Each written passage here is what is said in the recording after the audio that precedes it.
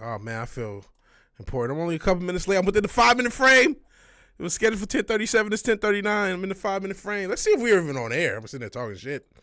Okay, it says live now on the Twitch. We are on the Twitch. Are we kicking it with anyone? No, we're not. Incel King. Hashtag Incel King. But we are on Kick. We're on Kick. We're on Twitch. So now it's time for the third. And it looks like we are. 1, 2, 3. That's good enough for me. So I'm going to ask the question I already know the answer to. Are we live? I said, are we live? It looks like we are. Vigilante Williamson here on another episode. Wait, no. The 107th episode of the recently resurrected VW Casual. Because, not that I can't game. Actually, my back is feeling a little bit better now. But I just had back pain, leg pain, all sorts of shit the past couple months and really have not felt like doing shit outside of work and sleep. And I can't even sleep.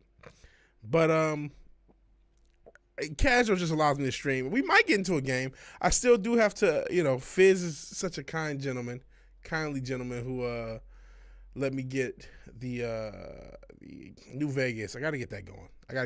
Hopefully this week we can get it going. Hey. 5 we got Listless. Got Sentient Dildo. Whatever Gaming, who I was just on his stream. Along with Cotton Ministries, who I was just on he was there too. No, I did not get my back blown. What the fuck? We are going to talk a little bit about the entertainment industry, so that ironically is probably a transitionable comment, but no. Jesus, everything sucks with you. What the fuck? But no, just being old, and it went from my back to kind of my rib. Pause. And just a little pain, and then, before that I had leg pain. But I had, this week I was able to get into the gym a little bit. Just mentioned Fizz, because I thought about New Vegas, who I will hopefully tomorrow. I just keep putting it off. I keep putting it off because I think it's going to be a chore to install. It probably won't be.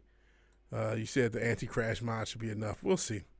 And if I can get it going, we'll probably start streaming that tomorrow. As far as today, maybe we'll stream a game. I don't know. I don't really have. I mean, there's things to talk about, right? The Jay-Z thing. We can talk more about the Luigi guy, I guess. Those are the two big topics of the day. Could talk about my Lions in a close, crazy-ass game that we lost. Clayface movie confirmed. What? What? That's crazy. And then I did see the animated dynamic duo movie. What? A Clayface movie? That is bizarre to me. That is bizarre.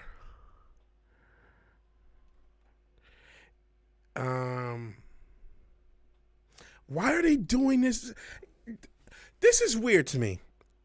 That's derailed me. It's going to be in the same universe as James Gunn, Superman. Yo, that comment section. I saw a video on it. Since you did talking about Shapiro, it said the revolution is happening in Ben Shapiro's comment section. Boy, one way you want to. I don't know long term because Shapiro is like you said, his people. I don't know long term how this is going to impact him, but man, he had the wrong take for a grifter for that on that CEO guy getting whacked. And I'm like I said, I'm not the guy to mess with the dead and harass the dead, but that's you got to understand where people are feeling and why people feel it the way they do, and why people feel all the class issues that they do. Before getting into that, I'm not trying to get another CEO whack, but James Gunn, what is he doing? I'll even hate to use IGN out of all fucking companies, but Yep, directed by Mike Flanagan, horror director.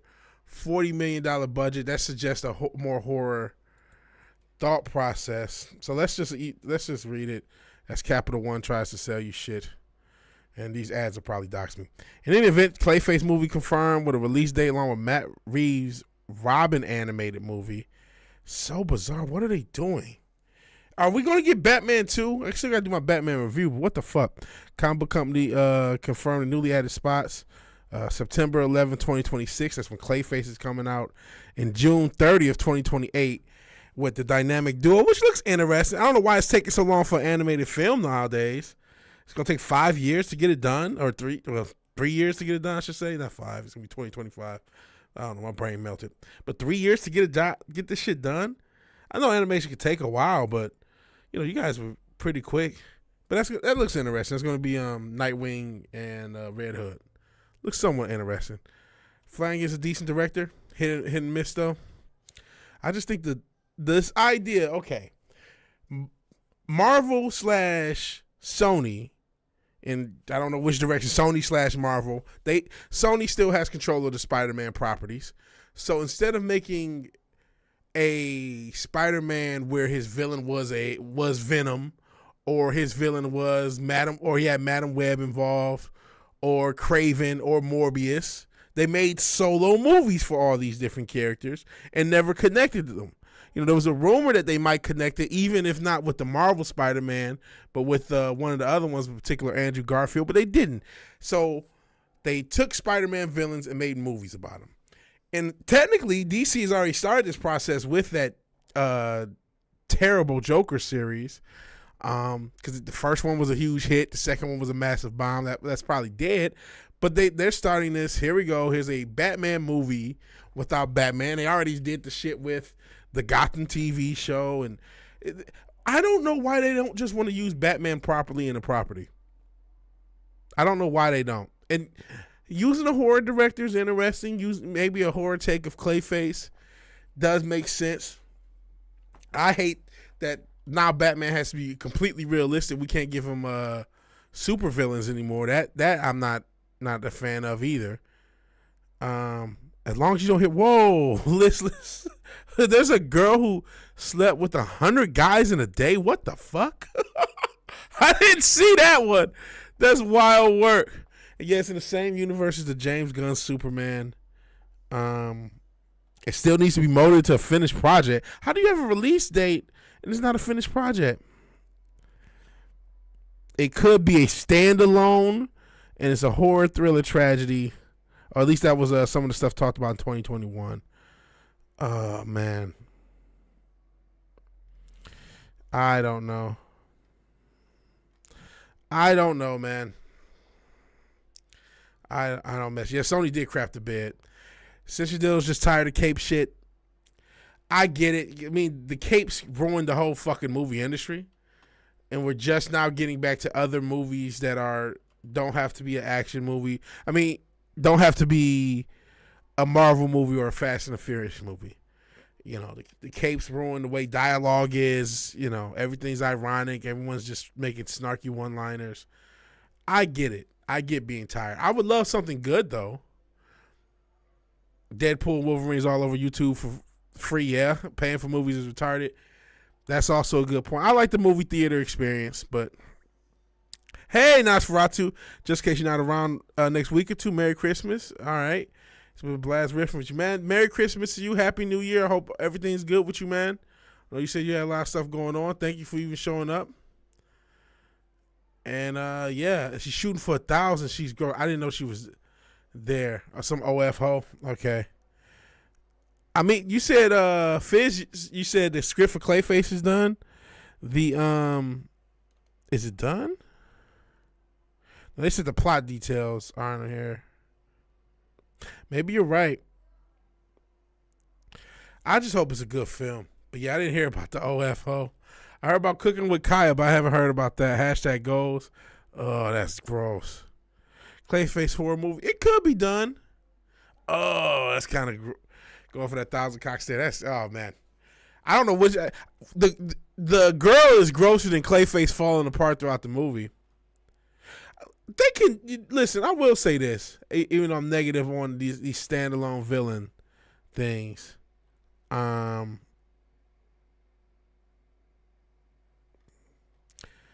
think it's weird, but listen, if you're gonna bring Clayface back into the fold, I'm cool with it, right? Don't do a standalone universe and then he never interacts with Batman. I'm cool with. Oh, geez, I got to get rid of some stuff on my hard drive. But I'm cool with a potential Clayface. That is interesting to have a horror take on Clayface, right? And a good movie can be made. But I just don't want them to. I don't want them to just make some bullshit like anything. And I get being done with Capes. You can do a good, horror tragedy with the Clayface character, and you can make something good. Or you can make some bullshit, and we'll see what the fuck happens. We'll see what the fuck happens. I try to clean out this.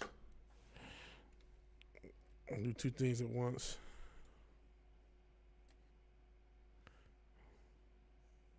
How long is this going to take? About a couple minutes, okay. So I don't know. Like I said, the standalone thing. As much as I said it's a failure, and I know now Marvel / Sony, I don't know which one made the decision. Probably Sony. They are not going to carry on with this whole thing after Craven bombed. And I'm not even sure if Craven bombed, but they were predicting the bomb, so they had already, I think, preemptively said, "Hey, we're done with this multi-universe villain thing." Maybe, but you know what? I think the smartest thing about that movie that you said, Fizz, is the budget. Keeping the budget small is probably the best decision. Yeah, about as many people care about Clayface as care about Craven. But if the budget's only $40 million, you're in better luck. 'Cause I'm sure the budget for Craven was not $40 million. Hey, appreciate you being here, Small Time Republic. And I'm not ignoring everything about the hoes. I'm just more interested. And they're doing a Clayface standalone movie that's supposed to be more horror based. They brought in a horror director. They have a horror budget. It's only $40 million budget. I say only. I mean, obviously we would all like $40 million. Craven didn't try to be Craven. He's not a poacher. He's John Wick. Yeah. I think the issue with those Marvel movies is they try to make the villains into heroes. And they shouldn't do that. If you're going to do a standalone villain movie, don't do that. I mean, that's not what's been done with the Penguin. Yes, I still have not finished it. Like I said, I haven't been too much active as far as just moving. It's just I've been so immobile. I just literally sit in my little work chair, smoke out, and fucking make beats, or just smoke out and not make beats. So I haven't been able to finish things and watch stuff. And then I need to get a browser for my TV so I can watch certain things. I've just been lazy on that. Clay, it could be an interesting movie. Keeping the budget small is smart, and using a horror director is smart. Going with a different genre of film. What they should do is try to shoot. Yeah, the Penguins, he's not a hero in that fucking Penguin. He is absolutely a demon. He's a demon. Oh, shit. Shout out to the Houstons. The Texans. Didn't they clinch the division? The Dolph frauds. I didn't even pay. I know that Houston won. I didn't really pay too much attention. Hey, Brandon Harlem, fellow Houstonian. Did see the new PPG clone from Behringer. I'm in a place that I do have some gear purchases. I just bought a preamp, and I'm probably about to buy another EQ next week. I'm at a place. I still do want that. I want to give Behringer a lot of my money, but I'm a little more leaning towards processing stuff and trying to learn to mix than it is more percents. Even though I do, that PPG wave looks nice. Still kind of want that UBXA. Still want the Poly D. Pause. Talking about a synthesizer, you pervs. So Behringer, and then Behringer's not throwing their hat in that. They have a Neve clone with 2 channels plus the EQ for a good price, and they have this compressors, a Neve compressor clone. So they're cloning Neve stuff, and Neve stuff is expensive. And then so that's the stuff I'm looking at. The PPG is a cold sound. It's a very 80s stuff, and we are still doing 80s stuff. But right now, my mode is finish these fucking albums. I got out the tracks. Well, the rap shit is a little further along, or it's not. The 80s stuff is further along. I just got to write to a few tracks, and I'll be done with that. And then actually perform it. That's gonna suck. The rap stuff, I'm a little further back on. But I just want to finish these projects, make sure they can get out, and then kind of figure out gear for the next set of projects. Nancy Pelosi broke her hip. Oh, good for her. She deserves way worse. But you're right. The PPG wave is cold. The cold synth. Skinniest defender since someone in a hospital. Can't help ourselves. Putting a hurt on people. You're the fucking reminding people what football is supposed to be, man. Trust me, there was a few going back to this Lions game. The fucking Lions and the Bills. The hats off to the Bills. Josh Allen, I would call him the MVP if I had to pick some. Well, him or Saquon. I guess Lamar's in there too, but Lamar has been a little more hit or miss to me. And he's also had Derrick Henry to help him out as well. I shouldn't laugh, but don't keep working with 85. Man, fuck that bitch. I just saw something going through her net worth through the years. If I can find that clip, maybe I'll play it. About, her going from like a couple $100,000 to $1 million to $20 million to, each year checking in her net worth. She's fine. She'll be fine. That first onside kick he's getting a lot of shit for, and I understand it.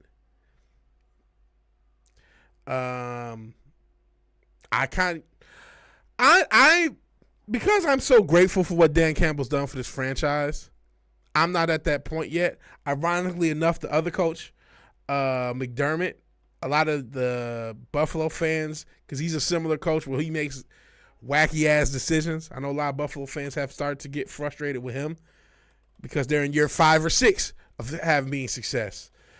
We're in year 2. So do I agree with that decision? I ironically said it. I was watching it with my brother. I kind of said, what if they go for the onside now? And then they fucking did. Yeah, you're right. Hip at 85 can take you out. Oh, Bo's a dry cooter. Oh. I don't want to think about all these diseased cooters. I don't want to think about Nancy Pelosi's or the 100 cock stare one. Jesus Christ. Yeah, that's the thing. Yeah, you're welcome for the visual. The defense could have tried getting the ball back, even though we were getting whooped on all game. But that could have also took, here's the counter to that. That could have also took more time out. That's true. And I kept saying he's going to throw one to Brian Branch or Kirby Joseph, and he never did. He got close a couple times. That's true. But here's the other side. They could have also ran more clock if they would have had a longer drive. And if you look at the overall gap of points, we ended up losing the game by 6. We were down, 13 at that time or 17, something like that. Just had ALC in the back. Next thing we know, the globalist media are melting down and she fell. I don't give a fuck. And, hey, appreciate you being here for being ruined. More time isn't much as a problem. Put another 7 points on the board. Very true. I am defending him. I can't. There's really no defense. I'm defending him because I like him. I don't necessarily agree with the call, especially now. In the era before they changed the rules, that's a better decision, right? Because as a surprise onside, it works. But now that you have to declare an onside kick, it probably wasn't the best decision. It probably wasn't. But I'm not going to kill him for it because we're a poverty franchise that is a Super Bowl contender. So I'm just giving him the benefit of the doubt because he's earned it with me. But I absolutely understand why he is getting killed. I don't have a argument to defend it. There is no defending it. Even though I thought about it, I'm like, what if they do it? But we don't live, because you have to declare the onside. Because in the days, I remember, what's his name would do a surprise onside every now and again, and he did it in the Super Bowl. What's my man, Sean Payton, when he was the Saints? Similar thing, when you have a poverty franchise historically, and they finally have a team that's good, you tend to be a little bit more risk heavy because it's like, we're the fucking Lions. You know what I'm saying? I know right now, the past couple years we've had a good run.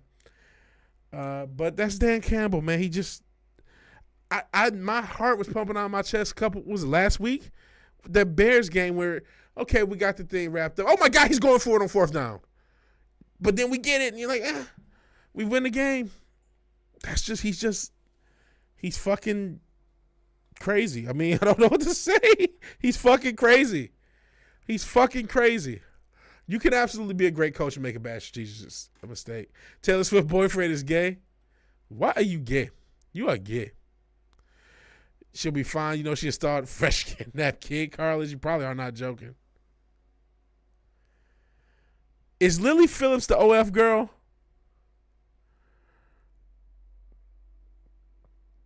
Don't watch football, so I don't know who Taylor Swift is, but he sure is fast. He's a tall dude. That Taylor. Yeah, Taylor Swift is a dude. I don't give a fuck what nobody's saying. While we talking about conspiracies, let's talk about kidnapped kids. Yeah, Taylor Swift is a dude. I don't give a fuck. But yeah, I guess Lily Phillips she's the OF chick. Says that, yeah. Until this day, did not know who she was. They turned the friggin' frogs gay. They turned the freaking people gay.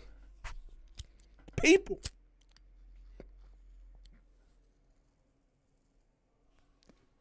Yeah, there's a Forbidden Ruin and Listless. You're talking about going back to Nancy Pelosi.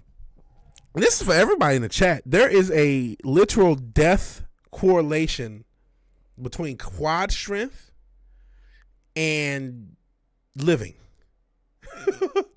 When you are of a certain age, when you get, I think it's 65 or 70, the stronger your quads are, the lower your rate for mortality because of balance, because of falls, because a fall can take you out. Absolutely, when you're 85 years old.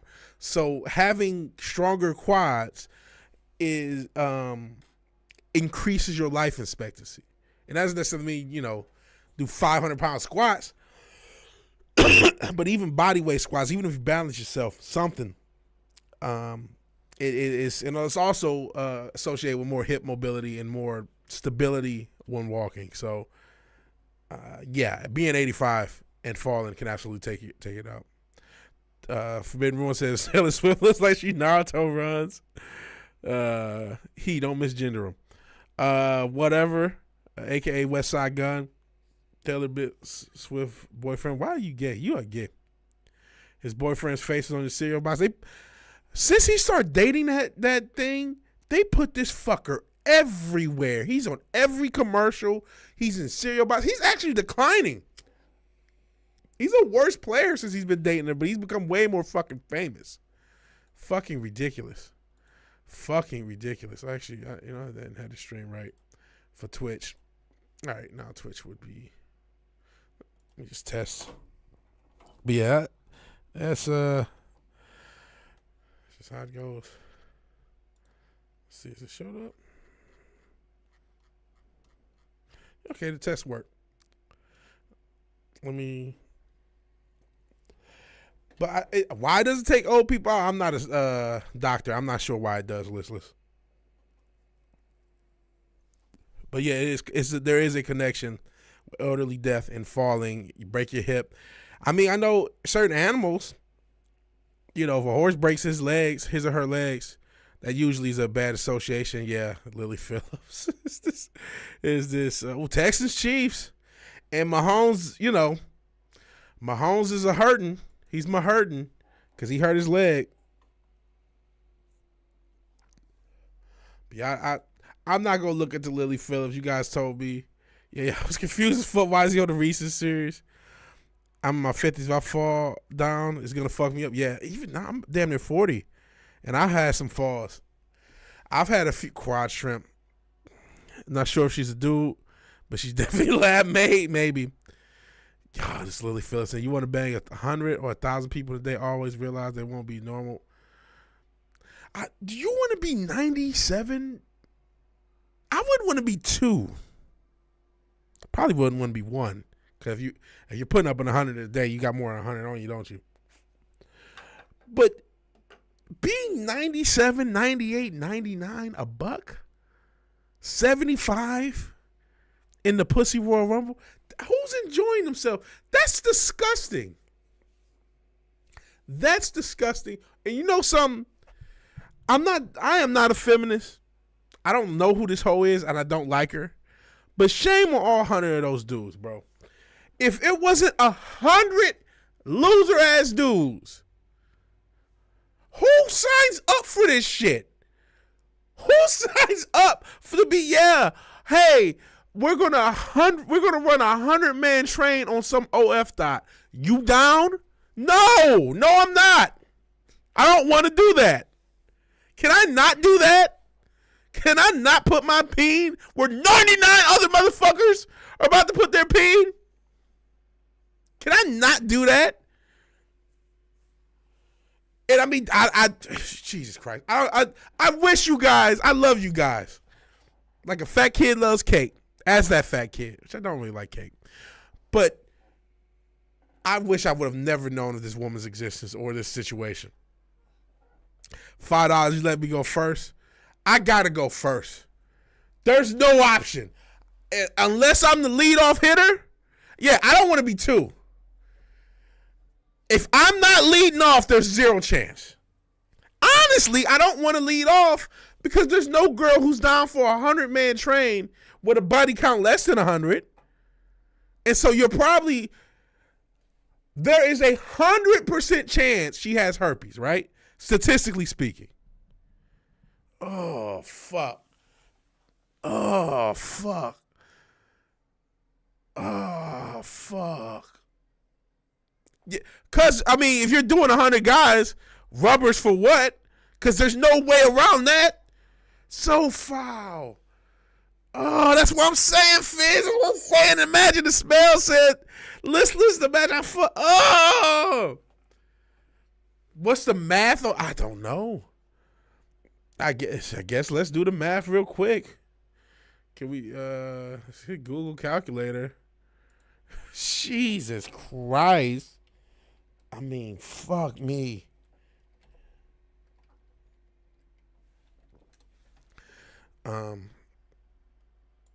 Let's bring up Google calculator. So 24 hours in a day times 60 minutes an hour. So we'll go by minute. And so you divide this by 100. So in a 24-hour period, what is that? Everybody had 14 minutes max? That's another thing. How fast? Oh, 15 hours or less? Oh. Her eyes were red from getting jizzed in. Oh. So I guess the math on 15 hours. Oh, God. So 15 times 60. And you divide that. That's not. Every guy had 9 minutes tops. Oh, shit, I didn't even change the screen, did I? Did I? Oh, yeah, I did.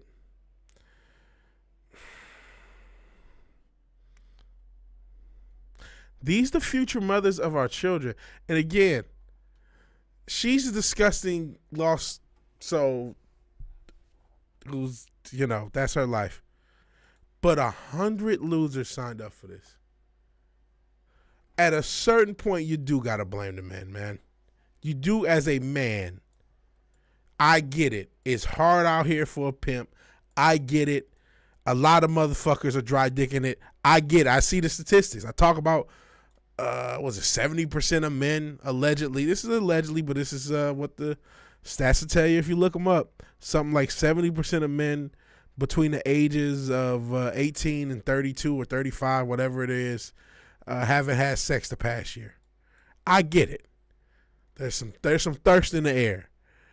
But for fuck's sake, you need to have more belief and confidence in yourself so you're not going 100 deep on some thought. You must have you got to be a fucked up human to sign up for that, man. Not just on her end, but on the guy end. No, you all are disgusting and you ought to be ashamed of yourselves. You're not going to be publicized. Everyone's going to know this dumb hoe. Y'all ought to be ashamed of yourselves. Oh man, you said the clickbait. It'd be amazing. She probably should do a pregnancy post in a few. I don't know how long that takes. Maybe a few weeks, a month or so. She should, whether she is or not. She should absolutely do it because the just for the pub. Milk eye, yeah, pink eye, milk eye. I ever see Maury slap a hoe? I have not, BH. She said she didn't remember most of them. Whoa. She isn't. No one's gonna wife her. I hope you're right, Cotton. I hope you're right. No, that's Listless who said that. But I unfortunately, I hope you're right, Listless. But I think some sick fuck might be into it. She was disassociating. Yeah, you basically caused yourself unimaginable sexual trauma for clout. Choo choo. She doesn't delete the next couple years. I'd be surprised. You signed up to use a human semen. You're right. Who signed up? Said rather bang warmed up chicken liver than participating in that 100-man monstrosity. The dudes deserve more to blame. And who sets this up? I'm not going to look up the details, by the way. I'm asking these questions. Eventually the subject would change and favor will be upon thee when such does. But, oh, boy. Some people lost, man. We need Jesus as a society. This is not even, I'm not even joking. Shout out to the Spanish spam that we got on Kick. I don't know what you said, brother. I don't know what you said because I don't speak Spanish, but it looks like it's spam. Man, we can't just keep going on as a society with no moral center, man. This is not working. This is not working. Forbidden rule, these hoes have more DNA in them than the FBI database. You know that's a thing, right? You keep the DNA of the people you're with long after there's trace amounts of their DNA in you as a. It's probably true for a dude, but definitely as a woman, long after you've done something with them. That's why this was such a quote unquote sacred process. Like we've totally lost the plot with sex culturally. Totally lost the plot to the point where someone would abuse their own body in such a drastic way for the clout, and it's going to work. She will make more money for having, we talk about football players risking their bodies for money and for the fame. That's what she's done, because y'all know her name, Lily. Holy shit. Y'all blaming everyone. Bitches get hosed down with pure vinegar. There's no way. There's no cleaning that up. There's no cleaning up the scars. She just caused her own soul, man. Think about the soul ties. Oh God. And honestly, same for the other 100 guy. If you're guy 2 and on, you're traumatized. And then once you start, imagine being guy 40 or 90. Oh.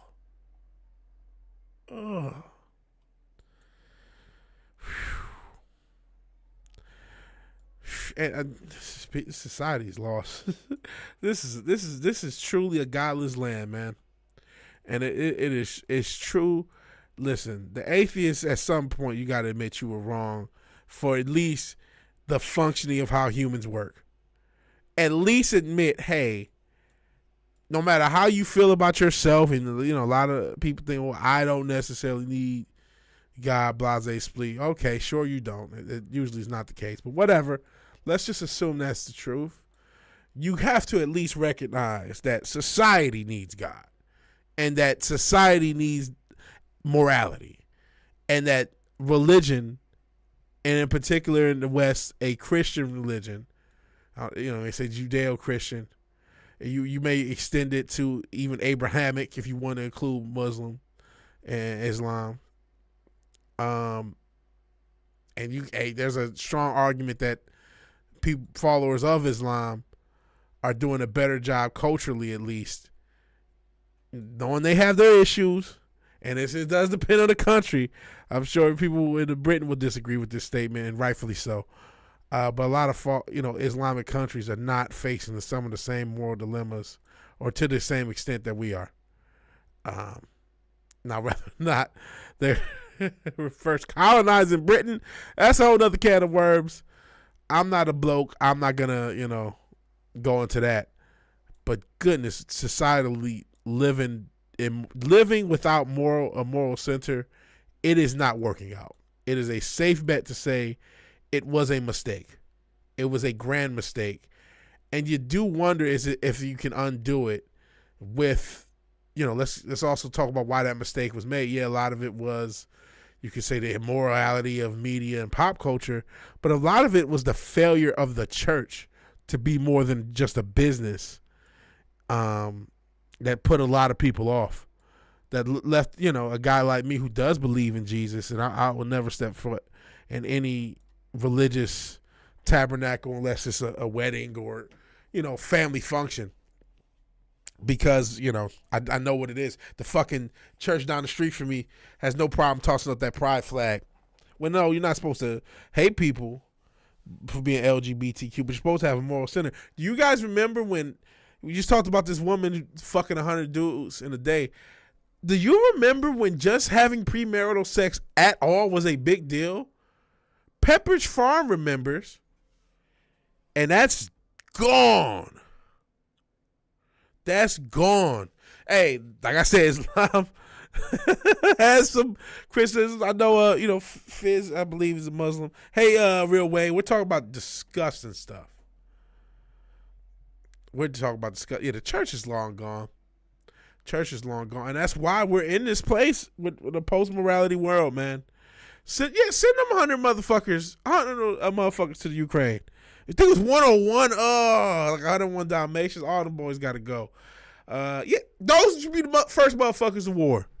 If you're that hopeless that you're down for a 100-man train, 101-man train, you got to go. Yeah, Guy 40 has to definitely. All 100 of them need to go to the clinic. Or 101. Listless. That's a great question. No, I can't imagine it is unless you yourself have disassociated or a pervert. But more reason, man. Culturally, the atheists have to admit, again, not necessarily because, again, I believe in God, and I think even just logic will tell you, how can things exist with nothing to have created it? And this can't be happenstance. That's too the statistical odds of life existing from happenstance are mathematically zero. The number is so infinitesimal that it becomes mathematically zero. All that aside, you have to admit, hey, culturally, we have fallen off the rails without a moral center. That is inarguable. So let's review. These kids are dumb, can't read, have zero morals, don't want to work, and cannot follow instructions. And don't care about themselves. Don't care about themselves, listless. And even if they did apply for the job doesn't fucking exist. And this is why you would have a girl, instead of going to Kmart, which doesn't exist, or Walmart, which no one wants to work there for nothing, or any of these jobs. She said, hey, 100 guys, party time, excellent. Cotton says he's not a fan of Islam, neither is forbidden room, because they have a valid point on women, as we've discussed. No one wants me to dig at the church. They're no better than deep state elites. They are the deep state elites at this point. And I don't disagree. And Industrial Revolution and its consequence, very true. Cinch your dildo. Finally lower my goal to get to 1.8. Only 142 subs away. I hope you can get there, man. I remember when it was just Soul Train instead of somebody's soul getting left from a train being ran. I have no goal. I wanted to get to 1,000 before the end of the year. That ain't happening. I'll be lucky to get back to 850. We're at 848. We lost a couple. Plan to lead this country eventually once you get some money. Currently taking surveys. Good luck with it, man. Good luck. Consent is the only morality. No, 1 and 2K. I mean, should have been cooking with Kaya. Shit, my brother just showed me this weird thing of people in different countries. They'll be like making jewelry and shit, but they'll take sports clips and give like inflammatory sports titles to get clicks. This one motherfucker had a YouTube plat. They had 100,000 subs. Just doing this bullshit, just tricking the algorithm. That's the game, unfortunately, man. Hey, good luck again, Fizz. Good luck. Try Lily Phillips, the Yamada challenge in one day. Yamada was an anime about high school girls. Trying to bang 100 guys through high school. That's sick. At least they're making jewelry go capitalism. Yeah, that's sick. So we can offset some of this blame to the Japanese. I didn't know that. Of course. Jesus Christ. I didn't know that was even a thing. I didn't know there was a Yamada challenge. I didn't know there was a Yamada anime, and I'm sure manga. I know manga and anime has a rep of being a bit strange or being a bit pervy. I am sure that the guy who wrote that manga, I'm sure it was a guy. It probably wasn't. Well, let's hope it was, because I know there's a woman mangaka or ganku or whatever it is to make manga. I don't think Lily saw Yamada. I'm sure she did not. And I'm not, you know what? Because I don't need my shitty computer seized by the FBI.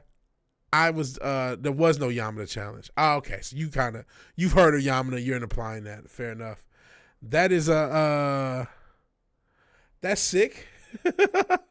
That's sick as fuck that there is even an anime about that. So you're right. She probably didn't hear about it. I wonder if that's what it's going to be called, because if it's popular enough, I never heard that. There's a reason anime has a rep of being weird and pervy. I'm sure some 40-year-old guy came up with this shit, the Yamada concept. I'm not going to research to find out, because, again, I don't want my shit seized by the FBI. I just hope we can change the subject. That's the most disturbing. I did not expect, out of all the shit we could talk about, I mean, it ain't much else. Diddy and Jay-Z and all these other demons.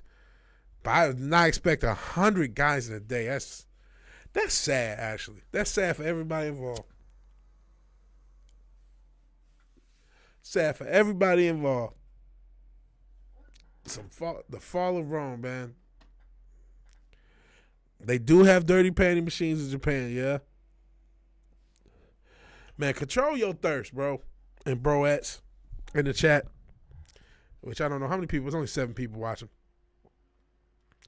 But if, watching this live playback, control your thirst, man. A lot of people need to control their fucking thirst in this life. Yeah, Japan also has a really low birth rate. I don't think it's slightly counterintuitive, but it also is kind of intuitive. I think the more perverted your culture becomes, the less the birth rate's going to lower. And a part of it is because what actually pushes up the birth rates are families. In a perverted society like the U.S., and Japan has this perverted thing, that's sexual empowerment. I'm being misogynistic, you're right. But in a sex-crazed, sex at all cost gooner society, you don't have long-lasting relationships. So at best, you'll have single mothers where you fuck a chick once, she gets pregnant, and that's it. There's a lot of one-night stand single mothers that exist. There are literally millions of them in this country.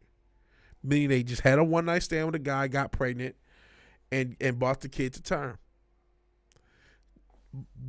Otherwise, in a maybe more moral society, maybe we can go back to premarital sex as something to be shamed. I know that sounds, even though this ain't the a lot of young people who smashing and dashing nowadays in this chat, but I think there's something to it in a previous era or maybe more moralistic society.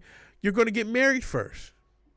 You at least get married first, and then if you get married, instead of just having one kid, you'll probably have 2 or 3. Now, granted, there's also multiple baby daddy baby mamas, but the majority are going to stop at one or two, and that's probably it.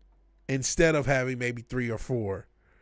Or, some are not going to have any because, okay, they didn't do the baby mama thing, but they never settled down because marriage wasn't a moral prerequisite before having sex. So they just banged whoever they want, birth controlled it out, maybe had to go the abortion route a couple times, and that's it. And now they're 45 and their bloodline is dead. And this is not red pill rage. The dudes, as you see, fucking don't care. 100 dudes so we're cool with that? What the fuck is wrong with you? What the fuck is wrong with you? Corporate work environments absolutely made relationships worse. And you say, I don't know if Tune was a intentional thing, but I can't help but think of Me Too.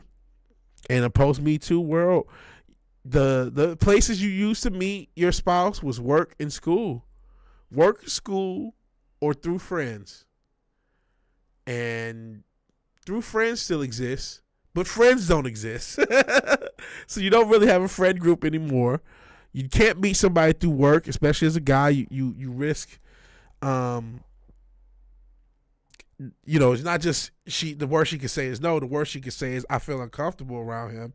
And now you risk being expelled from school. You risk being fired from your job.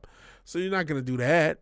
So there's 2/3 of the key meeting places. And why are these good meeting places? Because you get to meet someone and be around them without there being a romantic tie. Where now, if you literally go on the internet, find people you never met before, and then try to figure out if you like them. Where if you go to school with somebody and somebody you have a few classes with, or from around, you see at the lunch table, you may say hi, you may interact. You get the feeling, man, I don't really like this bitch. I'm just keep going. This bitch, I don't know what's wrong with her. I don't like her. And then that whole thing, that interaction, now you realize you don't like that person. Where before, if you find her picture, well, now I should say, you find her cute on Tinder or Bumble or one of these other shits, or just Instascam, and you get a follow back, and now you might be fucking for 5 months before you find out you don't like this person, and you might have already got her pregnant. Instead of knowing that before you even said hi to her, or before you even went on date one. You don't get that pre-knowledge of being around a person like you do from work and school because of being in the post-Me Too. You can't. You literally should. It's borderline illegal to approach a woman now in these settings. So that's want to do just like one of those basic things that has a huge impact. And then again, using the internet. What's most important on the internet? All this superficial bullshit that doesn't really matter in a relationship. Whew. So yeah, freedom. Since you did says freedom.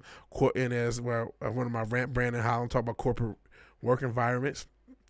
Sensual Dildo says, everything in this materialist hellhole of a society is anti-family.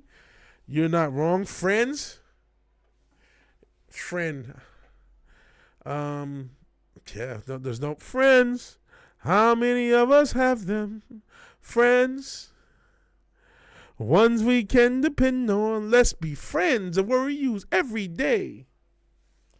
Sometimes we use them in the wrong way. You can use the word off again and again, but the dictionary doesn't know the meaning of friends, and I'm probably messing up some of those lyrics. How about those Game Awards? I was watching some of the trailers. I didn't see the Game Awards. You know what? Thank you for being rule. We will switch. Which was a joke? Online friends are better. The only ones that come with an off button. That's true. Have 2 real life friends, but only socialize every 2 months. Man, if not for my brother, I have no friends. And I'm sorry to get you depressed, whatever, Gay. I know you're going through a lot with the dog attack and opportunities and all this other stuff going on. Will it send through AI? Oh, that was the joke. Well, AI still has a way to go before, the sex bots will be here before we know it. But we're lining up to that. Yeah, that was Houdini. Don't. I don't really care about the Game Awards. I'm not an award show guy anyway. They've always been rigged. The Oscars were rigged. Even when you loved them, even when they were fun to watch, the Oscars were rigged. The Grammys were rigged. The Emmys were rigged. The VMAs were rigged. The People's Choice Awards were rigged. The SAG Awards, the Golden Globes, they all were and are rigged. BET, or as I often see, the EBT Awards are rigged. And so are the Game Awards. You know what I mean? To me, the Game Awards is more about the announcements. It's more about the new games. We can go through some trailers. Brogilani went through a few interesting trailers. Some people are worried about The Witcher going woke. I'm not. I'm done with CD Projekt Red anyway after Cyberpunk.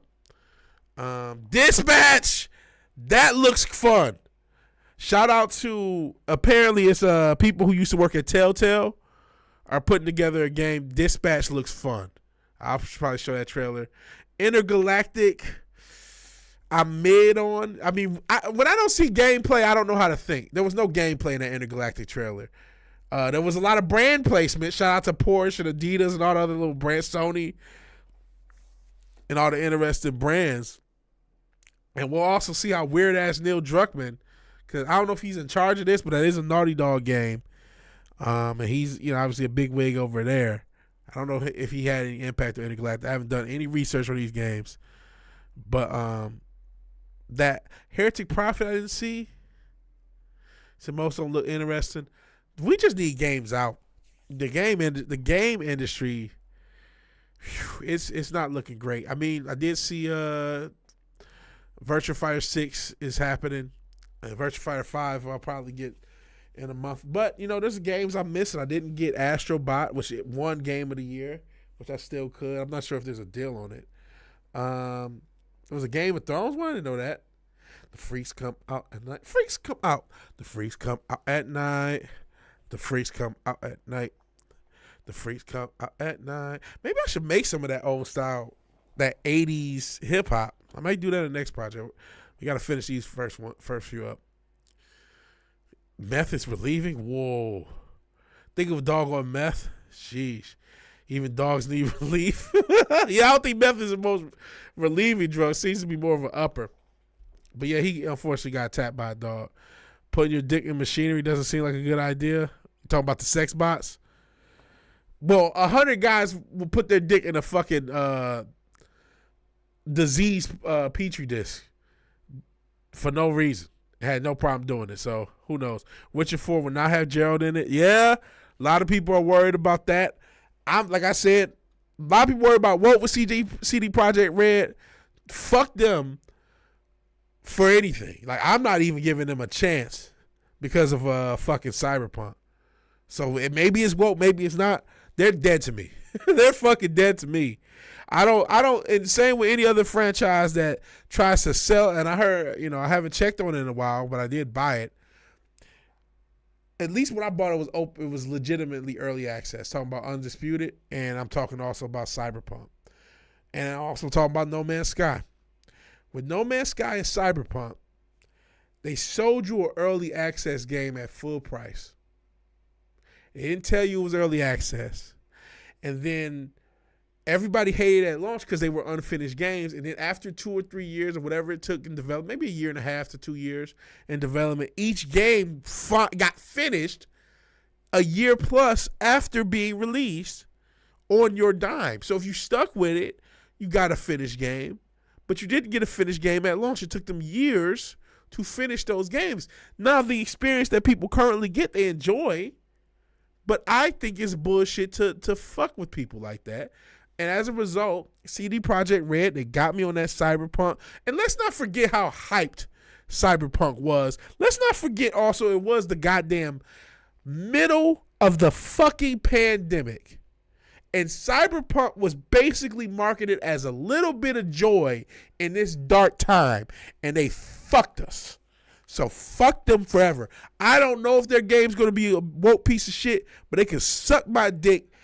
They can suck 100 dicks like whatever that Lily bitch is. Fuck them. Fuck them. Yeah, you're not wrong, listeners. A lot of older games are doing content update shit. Retro Richard, who's not here, he started playing, and we had actually played a little bit of a Arkham Knight, which is a 10-year-old game, but they had put DLC in it this year. Yeah, till your face starts dissolving, going back to the meth. And fucking West Side Gun is rocking out to the 80s hip hop. Was the DLC any good for Cyberpunk? A lot of people like Cyberpunk. Baldur's Gate did early access properly, says Fizz. I didn't hear any complaints. I mean, people still love Baldur's Gate 3. Looked like it took them 2 years to fix it. YouTube is censoring the word burn. Baldur's Gate was smooth and fun. Yeah, I haven't heard one complaint about Baldur's Gate. I've heard nothing but positivity. High on Life was a cool game during the coup. Is that the one with Rick and Morty with the guns? I heard of it when it launched, Astrobot. I heard of it when it launched. But you said you didn't even hear about it to the voting. I heard it launched, 3 or 4 months ago? And there was a little bit of hype. So yeah, that was the Rick and Morty. Because he went through Justin Roiland? He went through a little Me Too situation. I think he's back from it now. I'm not sure if he's working on that show. I played a little. It was a fun little game. I didn't play that much of it. But it was a fun little game. High on Life. Because my brother had it. I played a little bit of it, but I didn't care. Justin Roiland or Roiland. I said Roiland. I might be mispronouncing his name. But yeah. So Forbidden said he didn't hear about Astrobot until the award voting started. I mean, a lot of people were excited about it, getting a Mario-like platformer for the PS5 and just getting any content for the PS5.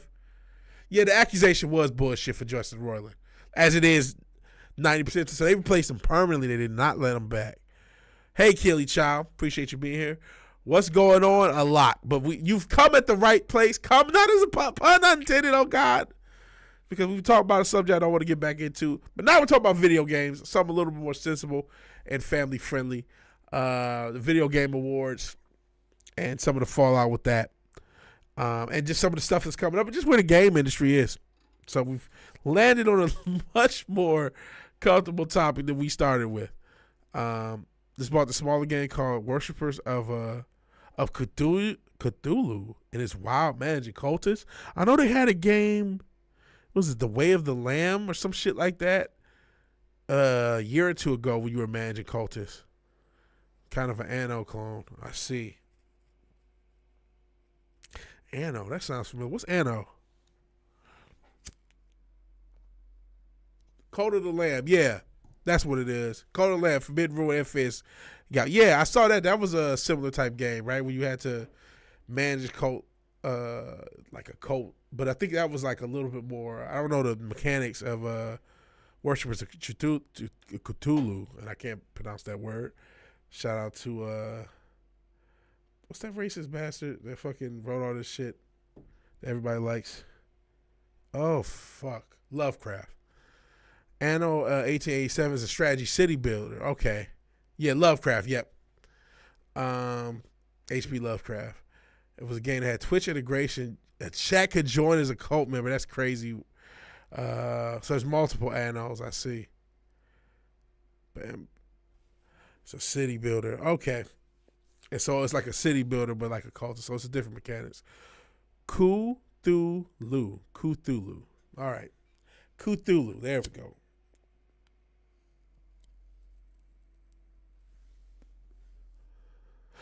"28 cultists later." I did end up seeing that trailer for 28 years later. I have not watched anything in this series though, so I don't really know what's going on. Cthulhu. Oh. Not Cthulhu. Cthulhu. Okay. Cthulhu. Not cool. Sorry, when I first said K-U-H, I thought cool. So Cthulhu. Would Cthulhu let 200 randoms bang him in a day? I hope not. It's going to be woke as shit with a she-boss. Oh, shit. Basic manager time with ritual sacrifice and tentacles. The trailer is promising. It looked somewhat interesting. Like I said, I'm so unfamiliar with the 28 days, weeks, months, now years. Do they do months? Or is it just 28 days, 28 weeks, 28 years? Later. Says look promising. Maybe it's gonna be what you cannot trust trailers. God knows you can't trust fucking trailers, especially in this day and age. How many trailers have we seen that was so much better than the fucking movie we got? Premise of 28. So many zombie type movies doesn't make any sense. How does a virus transmitted by bite beat the military? That's a very good question. The indie games are taking over. I want to get an indie game going. You know, one of the games I saw at the fucking Game Awards trailer that looked interesting. Let me see if I can find it. I forgot what it was fucking called. But it's a soccer game. Let's see if we can find a trailer. I have no interest in the Game Awards. Just the trailers. All right, The Witcher. Oh, it's an Onimusha. I didn't see that. Mafia, The Old Country. When I was watching some of this stuff with Brogilante, I thought of you, Fizz. We can go through some of these. But I was thinking of, we've talked about, like, why are they putting so much effort into these fucking graphics when these mechanics suck? You know what I'm saying? And I kept, as we were watching these trailers, and I guess we didn't go through them all, but I don't necessarily know if I want to. I kept saying, like, man, if I don't see fucking game footage, I don't really give a shit about a trailer. You know what I mean? If I don't see actual play footage, I don't give a fuck. Because it doesn't mean anything to me. Because all that matters is mechanics. Rematch, that's what the shit is called. All that matters is mechanics. 28 days later, it's not just bites, any body fluids, and they run. Okay, that was the novelty. Fair enough. Still, I mean, spit and fast zombies. Them being able to run is important. 28 boost later. Third-person camera soccer game. It's all online multiplayer.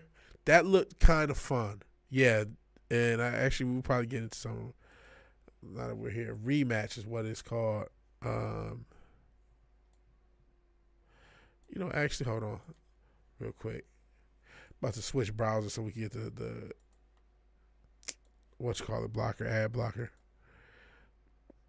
100 randoms. Get you shit. You see how fast it gets spread? OG, look at what we were talking about earlier with the Lily bitch. I mean, Jesus. If there's 100 idiots willing to go balls deep, with 100 idiots going balls deep, you can rest assured that these diseases will spread really quick. Yes, there will be men. Oh well, pussy ain't got no face. I don't care about no zombie pussy. She's still cute. She still got her ass. Pussy ain't got no face. You scared some zombie pussy? You need to stop. What are you, gay? You scared of zombie pussy? Really sad scene about the drop of blood in the fall of the dad's eye. Spoiler, but who hasn't seen it? I haven't seen it, but I wasn't going to see it. Y'all know how bad I am. OnlyFans girls wouldn't survive the zombie apocalypse. No, they wouldn't. None of us is surviving the zombie apocalypse. She's Typhoid Mary. I mean, I got it. You survive as many shells as you got, especially if they can fucking run. Fuck. We can watch this real quick though. And it's from the studio Seafood. We played this. It's been a while. Turn this down a little. Looks interesting to me. Especially, I'm seeing gameplay.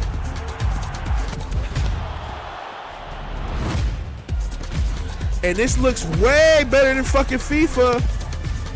And if you say it's online multiplayer, you pick one player. Oh, that's gonna be kind of cold, guys.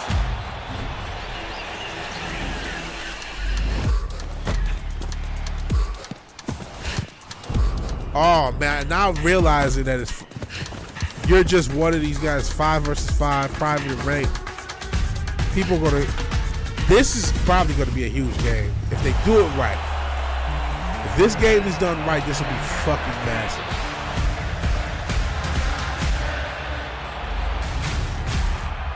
That's sometimes the phrase disruption, a game that disrupts the industry.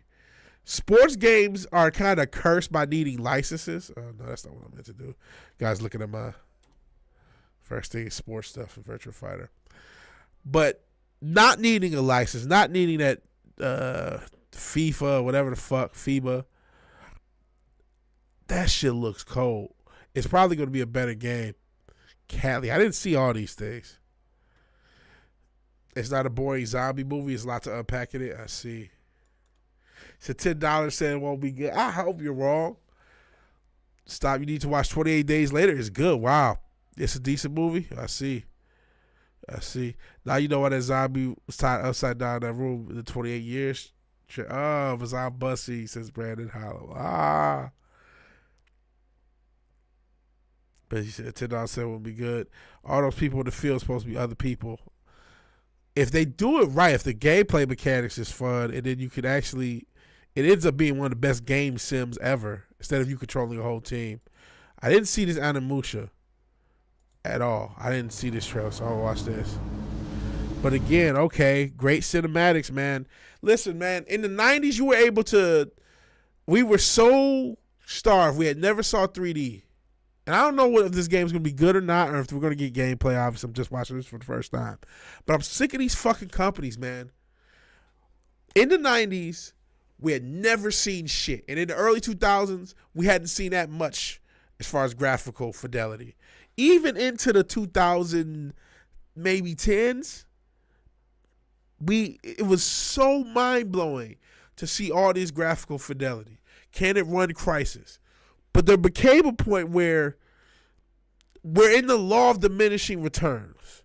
Yet, you sink so many resources into graphical fidelity and not enough resources into fucking gameplay, which is the most important element about the game. You get lesson after lesson of small and one-man teams making graphically weak and graphically rudimentary games that are incredibly fun and maybe more stylized, rather that's an Among Us, remember Fall Guys, all the hype that had, 3D, 2D, whatever, and they're not learning a lesson. Get to a point where, if you can do Xbox 360 level graphics, stop there. And all the financial and development resources past that, put on gameplay and put on story and put on all the other things. And just take away from the budget altogether so it's easier to profit off of. I've just solved your problem, game industry. It took me 2 minutes. And I got to clip that out.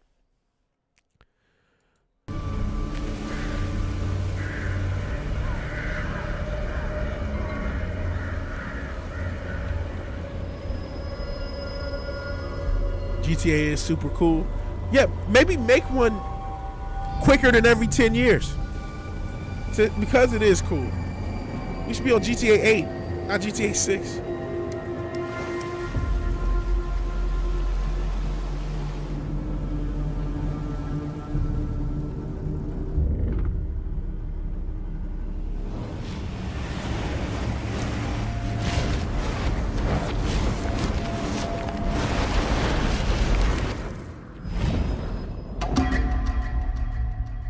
Capcom has a decent record with their recent games. GTA Zombussy is wild.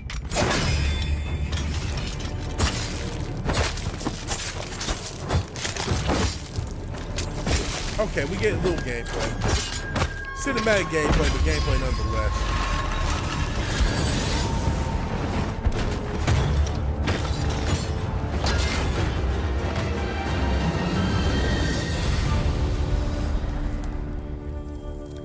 Capcom,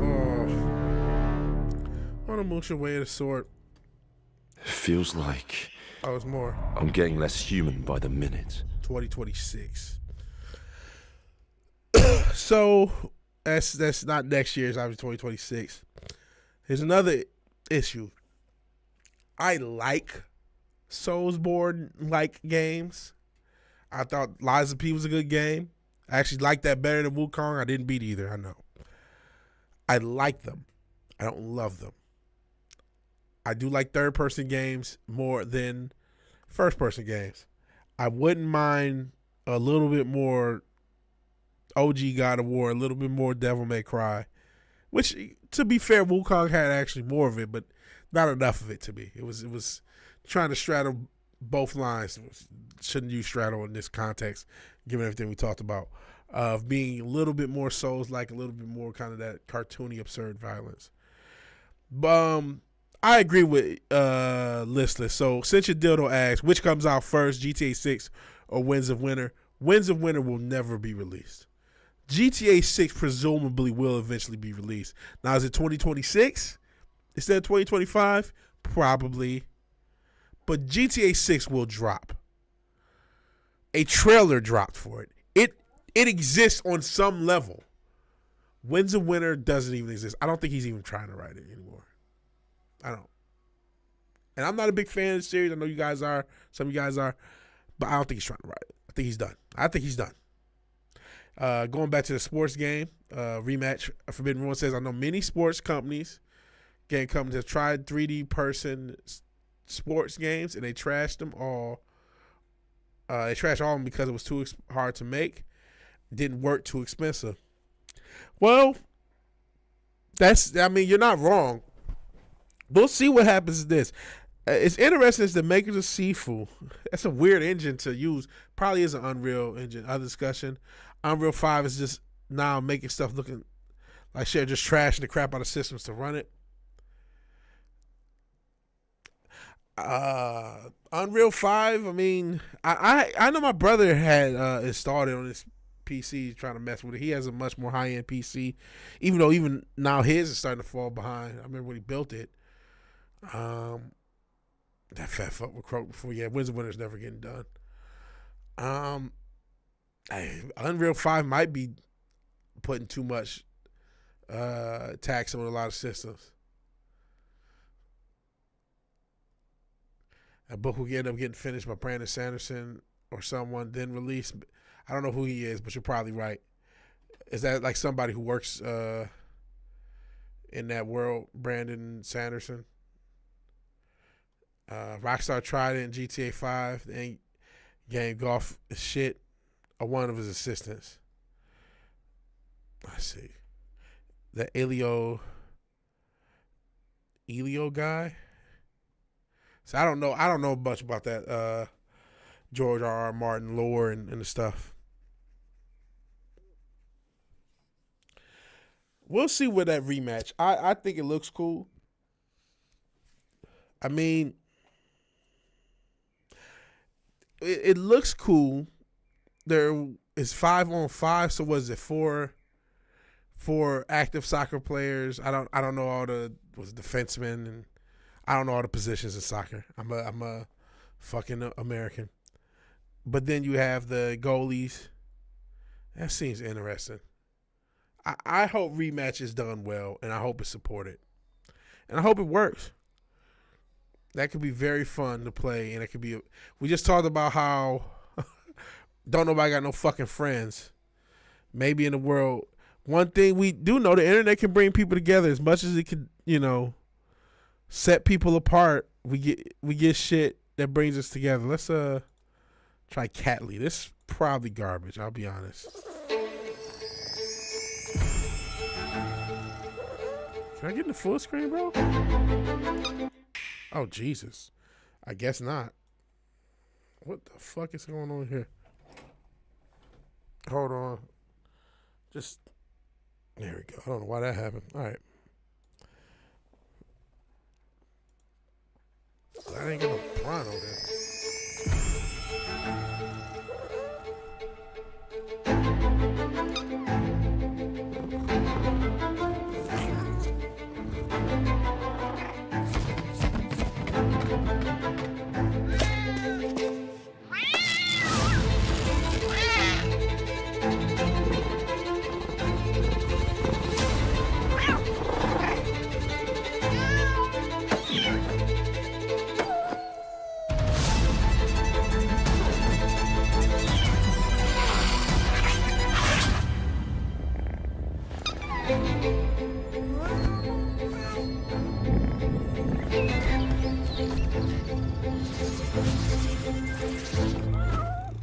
What the fuck is this? Gave it a whole minute. Money laundering used to mean something, right? The game breaks Steve TOS. I just feel like this is an insult to life itself. This game can make it on the Switch. Surely my RPG Maker game where you smoke weed and fight King Ghidorah can make it just fine. I don't know who this guy is, but that sounds like a decent game. Can't wait to play this game while eating lunchly, drinking Prime, and smoking vapely. This was at the same event as Witcher and Elden Ring. The clear use of AI. That was AI. Oh, great. AI in the footage. Images shown hasn't convinced you enough not to drop a dime on this game. Maybe I can link some additional information that will. On top of little to no information on what the game is and no real footage of what the gameplay is like, the studio behind the game, Super Authentic Co., has nothing else to offer and leaves no digital footprints. From some digging before information was wiped, the creator behind Catly, Kevin Young, was engaged in some crypto and NFTs. A previous, assumedly defunct studio he was associated with, 10th Planet, developed games that were planned to be blockchain based. Don't let the cute cat visuals blindside you into what very well could just be a ripoff and a waste of your money. It's an NFT generator. So shout out to the Game Awards for letting this fucking money laundered weird game, no gameplay, AI generated trailer. Owner releases other NFT game scams. How did this get on the Game Awards? How did this get on the Game Awards? How is it that Jeff will go out and talk about how volatile the gaming space has been with countless layoffs and proceed to present awards to some guy, I forgot his name, but I love what he's doing for his lost jobs, who's trying to be a beacon in some uncertain market and showing off an AI NFT game. Well, I don't believe in Jeff Keighley like that. That was a mess. Let me check out the comments real quick over here. It's a venture game with no content.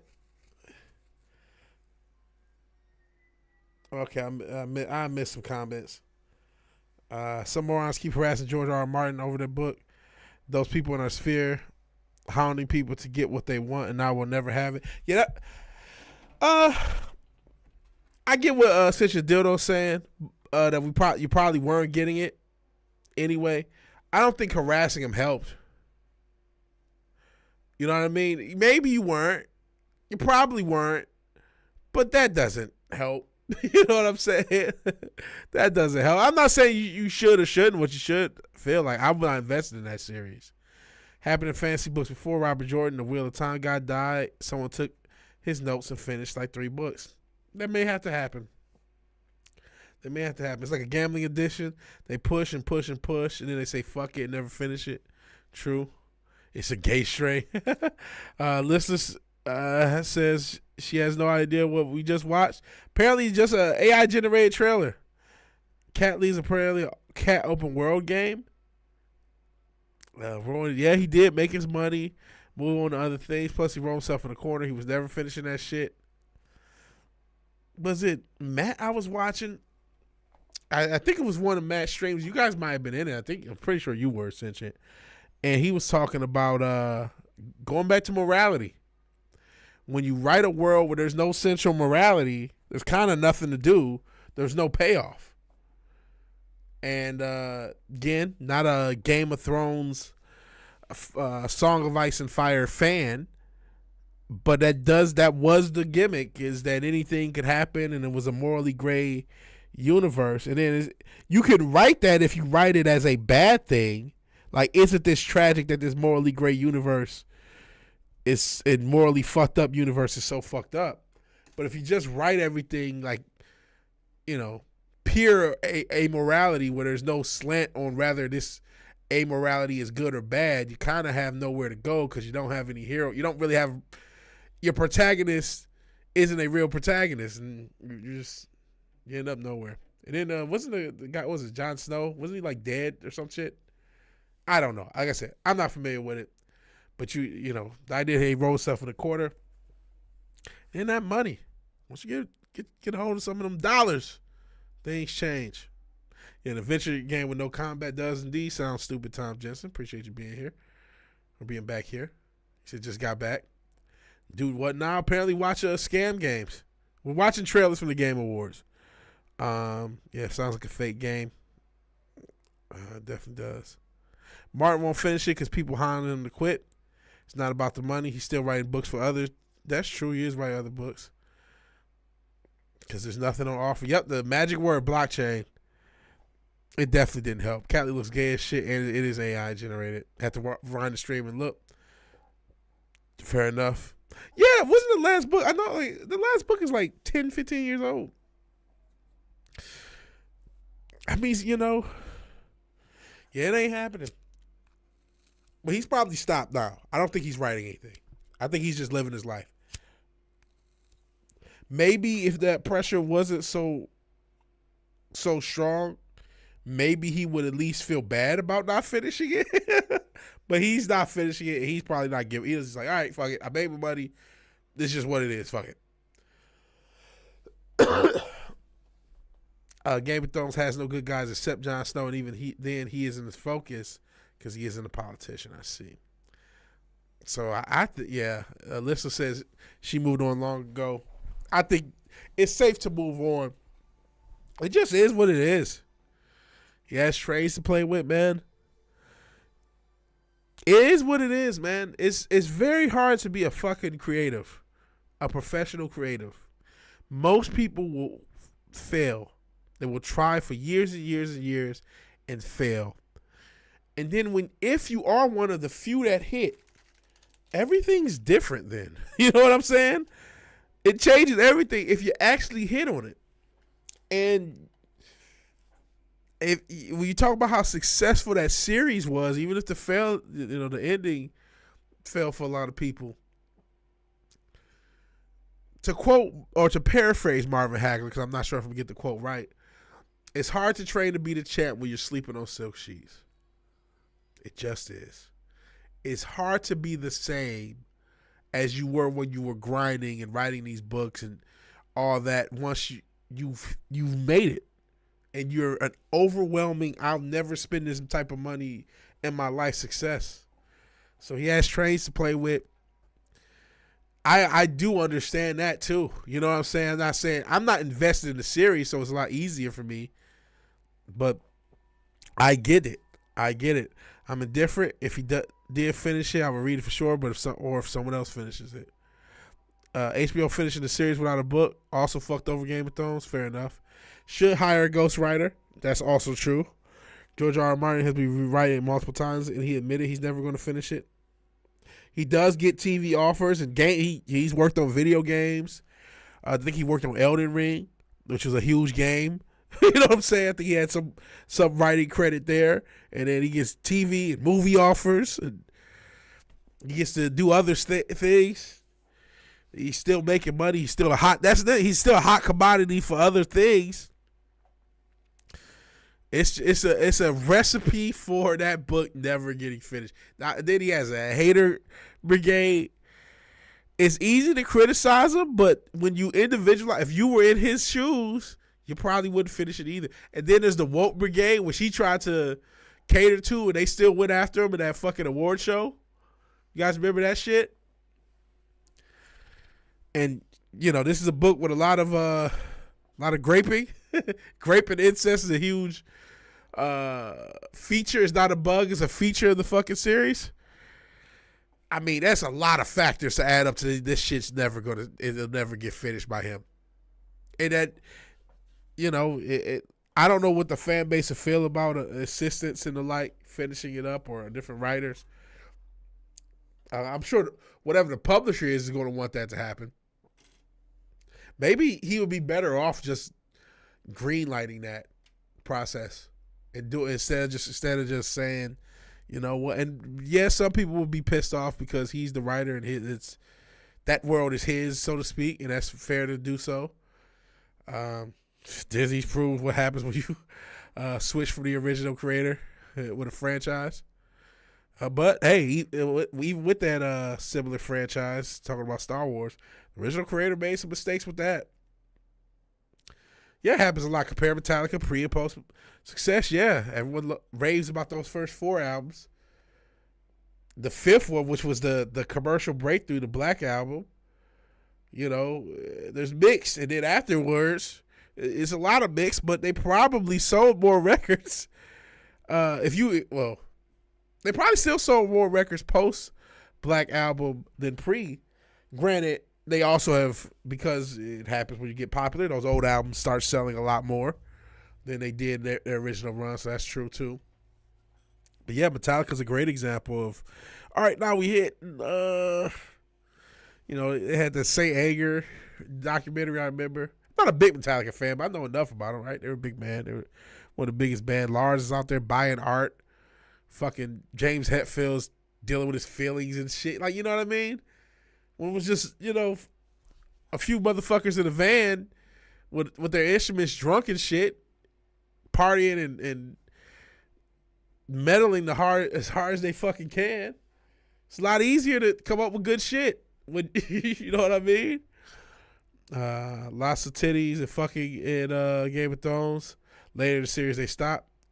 Cotton said, yeah, I never watched Game of Thrones. Heard it was a lot of cock. And Forbidden Rules said, yeah, indeed, titties, fucking, lots of that. I do remember that. The cult went after him. Very true. Never got into Game of Thrones, says West Side Gun, aka whatever game, aka West Moody. Even if by some miracle he finished Winds of Winter, he still have to write another one. That's why I stopped caring. He ain't finishing the story. She could, sell off the IP. That's why I said maybe do it. I mean, it didn't work out, but it could work out. I watched the series. It sucked after season 4. Fair enough. I'm sure there have been series not finished. He can't be unique. I'm sure he isn't. Cotton says, don't get me started. Yeah, by Star Wars. Obviously, formerly Wookiee Supremacy, was it? Was it Wookiee Supremacy? Was Wookiee Lives Matter and Wookiee Supremacy? Obviously a fan of Wookiees. Let the Wookiee win.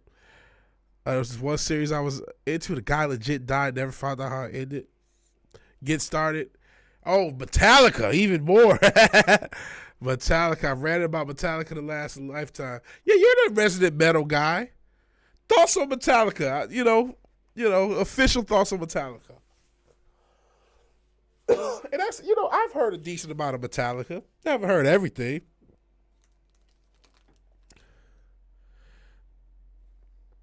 Overrated, says Forbidden Ruin. Are those first 4 albums that are raved about overrated? Or do you really long guitar solos? Says Listless. I mean, they're one of those bands that are their lore has become pop culture lore. Cliff's death is a part of their story. The Replacement, Dave Mustaine leaving and forming Megadeth. I know these things about their lore. I feel like I did hear. I think I heard the one that doesn't have a bass. But I remember it being cool. Which one is that? It's like the third one, I believe. First 3 are Metal Perfection. It's the one I heard, I think, is the one that happened after Cliff died, and then I forgot the new bassist. He's new. He's been there for whatever, however many years. Mustaine was the greater talent. Yeah, and I remember Dave Mustaine saying he was just somebody that was like gifted from God. He wasn't like a super practiced guy when it came to guitar. He just picked it up and was just. And Justice for All. Yeah, I think that is the one I heard. I liked it. I heard, you know what it was? A few years ago, there was these kids. They were playing Metallica. They were super young. And so that made me listen to the actual album. It wasn't Justice for All. Thank you, whatever, gaming. Yeah, that was the one. That was the one I heard. Because I remember noticing it didn't have no bass. I didn't even, until recently, realize that was why that Cliff had recently died, and it was like some symbolic thing. But it was actually a cold album. I actually liked it. But yeah, like a few years, man, this is probably a few years ago. These kids are probably grown now.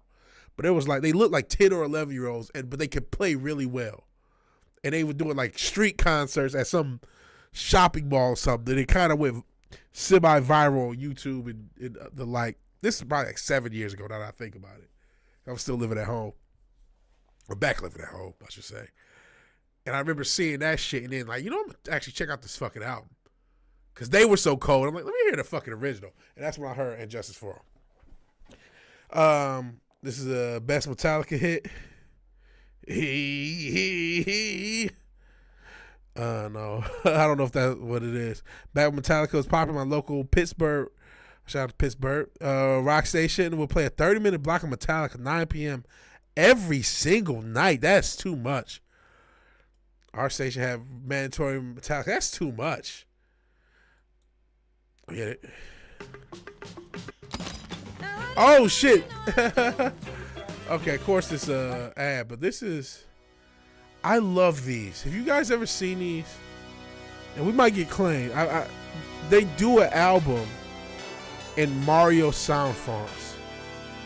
So here's "And Justice for All," but they use Mario sounds to use it. It really shows how strong some of these albums are.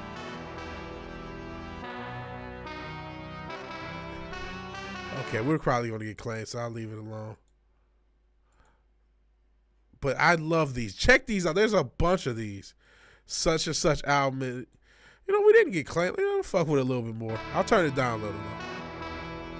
Turn it down a little more. Kind of talk over it. Love Metallica since Rise of Lightning came out. Sisters, best friend, brother showed it to you. I love the. After the Black Album, they got more and more disappointing. That's the perception. That's the standard belief. Okay. Let me get it. I gave Saint Anger a pass because everyone gets a bad album.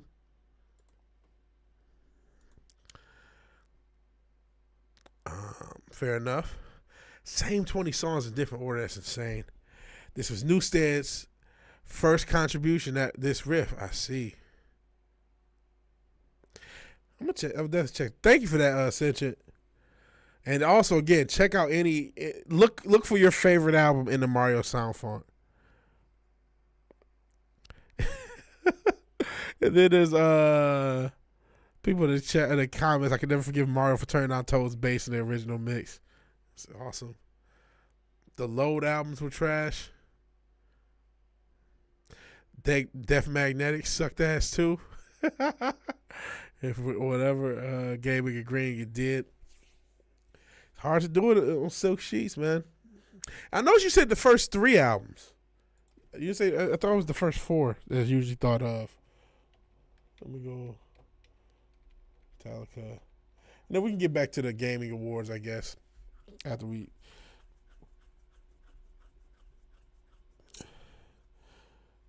And according to Google, saw Lamb of God, No 7, Never Look Back. Star Wars Imperial March in C major is great. Haven't even heard those. Well, yeah, I didn't hear those either. So, is this in any sort of order? Fuck. So, Kill 'Em All, Ride the Lightning, Master of Puppets, and Justice for All. Jesus, look at these sales. Oh, Jesus, no. I don't know if that was all I want. Good Lord. Leave me alone. Sometimes I think about what the music industry, because it's now so much easier to get on these platforms and shit. You just look at these album sales. Holy shit. 4.5 million. Almost 7 million US. This is just US, and you know they were worldwide band. We all saw that fucking what was that in Russia? Where it's like a million, literally like a million people in the fucking crowd. And they're like I think one of the first bands. No, I think it was still the USSR becoming Russia or something like that. And Metallica, they start with Enter the Sandman. You see like a million motherfuckers lose their shit. We're never going to get bands this big anymore. Like, I know that Taylor Swift and shit like that exists, but where millions of people interact with their music. Now, we're in this era where music is like a premium thing.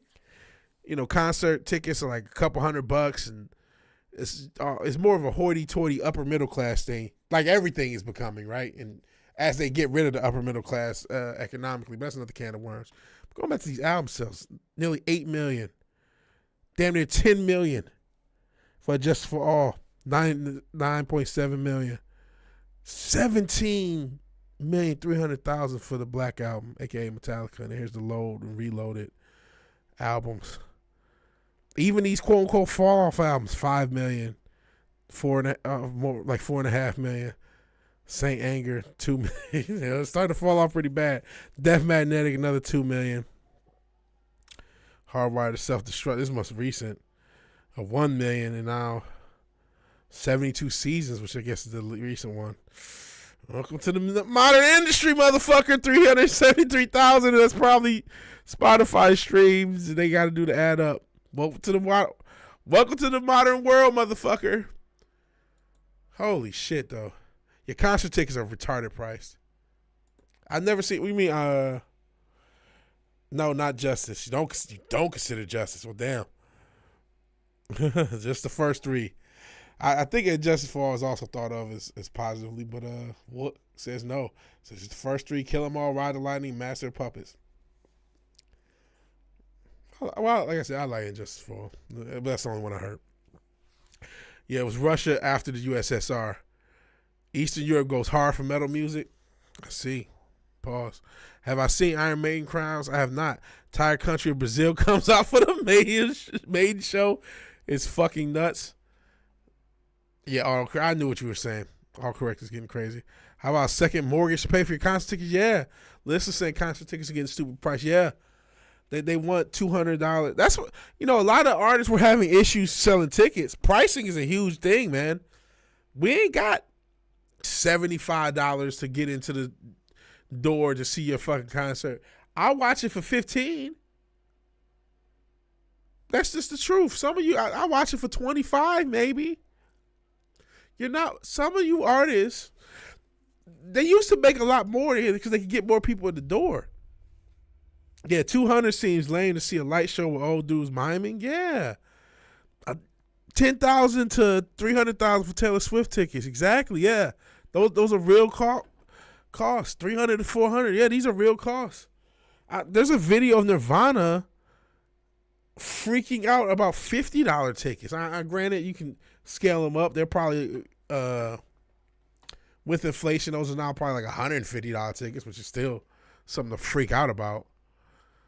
It's like, if I can't get in the door for $20-$25 and then maybe pay $50 to get a little bit better in, $50 got to be good enough for me to get a solid seat at a show. And if it's not, I'm not going to go to the show. And even $50, I'll say $50, I want a solid seat, depending on the size of the venue, obviously, right? And I'm saying that I paid a couple $100 to go see the Lions play the Texans, and I was in the nosebleeders, and I did not feel ripped off. But that was a football game. You're not a football game. You're a rapper. You're a singer. You're a band. And I know they like to do these festivals, but I don't want to go to a fucking festival and be around a bunch of smelly kids on fucking perks. I don't want to do that. I'll go to a venue. I'm in Houston. It's the biggest city on earth. I'm starting to follow the House of Blues to see if I can find a cool concert. Babyface Ray, shout out to him. He was at the House of Blues last week. I didn't even check for tickets, but I know it probably was a nice amount. I didn't want to do it, because I didn't, right? Because I probably have to get an Uber downtown, because that House of Blues is downtown. I hate parking. I hate driving downtown. So I had to get an Uber. Uber costs plus, $50 for the show. So I don't really have it. Yeah, Easy, Taylor Swift. These other losers, yeah. Yeah, I just can't. Yeah. Yeah, that's what it costs. And that's why a lot of them had trouble selling tickets. Taylor can sell tickets. Everybody else I can't tell.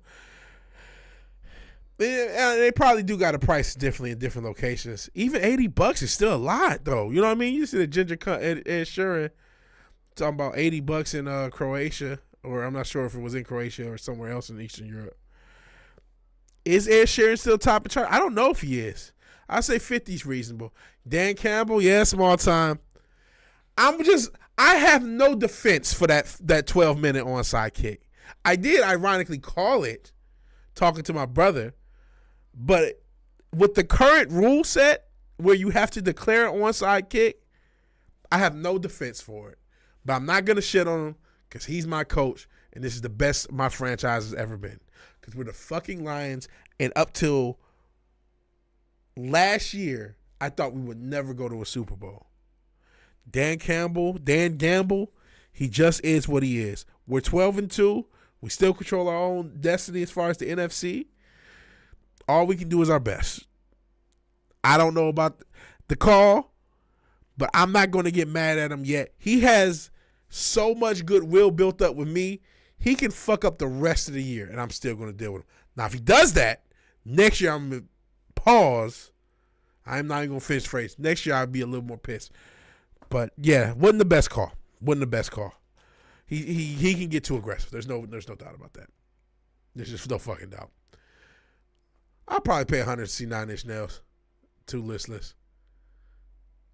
9 Inch. There's a few acts there that can get some money out of me. I didn't go see Peggy that one time, but if he came back, I would. If I hadn't as much lead time as I did that time, I didn't think about Ubering. Ubers, even though it still costs, because that's my thing. I just hate driving to downtown. That's a decent drive. And the Uber does cost, but I would just tack that on. Because again, if I'm going to a concert, I now know it's already an expensive thing. I know it's a $200 all things considered. That could be what I end up spending. So if I can move some of that off the ticket to be able to Uber back and forth, I'll do that. So that's the thing. Izzy, he's still he is OG talking about Ed Sheeran. He's still filling up stadiums and shit. House of Blues in Vegas, your favorite venue ever? Fair enough. But yeah, to see 9 Inch Nails, I do like 9 Inch Nails. Place is perfect, fair enough. He looks like he lives with his mom in basements. I don't know how he does it. He writes good pop songs. He's even explained, and I shout out to Cotton, aka Wookie. We've talked about the chord progressions, where there's a few different chord progressions, and most songs are using one of these different chord progressions. And so because he understands the simple chord progressions that everybody likes at a high level, and he can play them and come up with melodies to them, he's still doing what he's doing.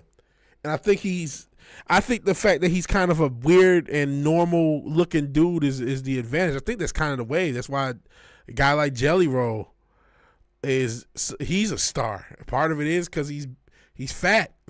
Same with that Dave Blunt's guy that I showed. I mean, obviously that guy might be. I mean, Jelly Roll is pretty bad. Dave Blunt's is a whole nother level, man.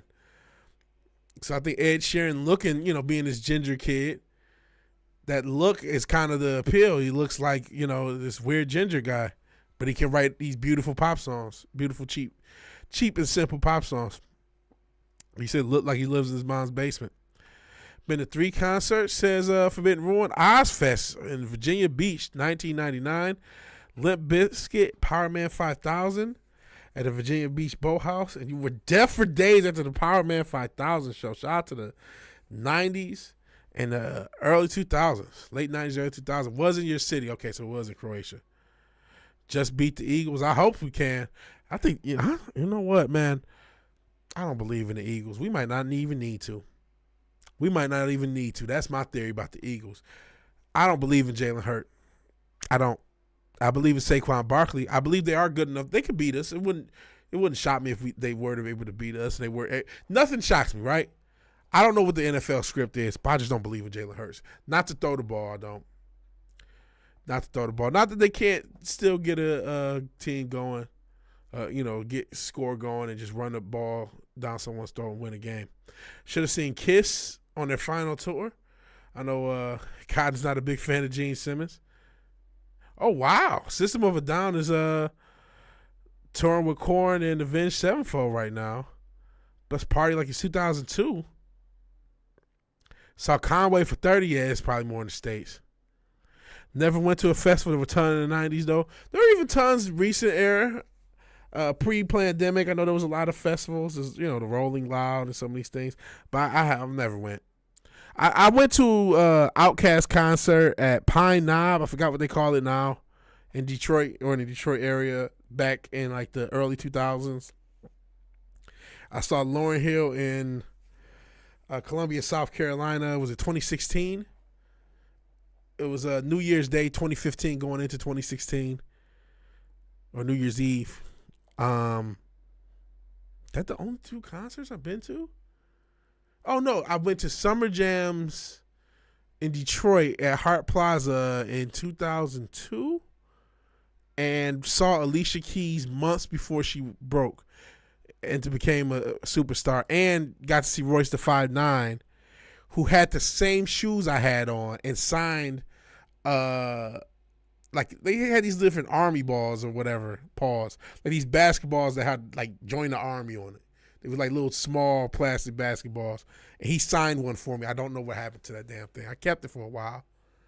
But shout out to Royce the 5'9". He was cool. He was super cool. Super cool. I'm like, man, you stole my shoes. He said, he looked at me. He said, what up? Signed it. I was like, man, that's so fucking cool.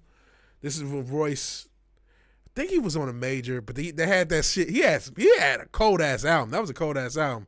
Because he had some DJ Premier songs on there. And I know they kind of became a group prime. But that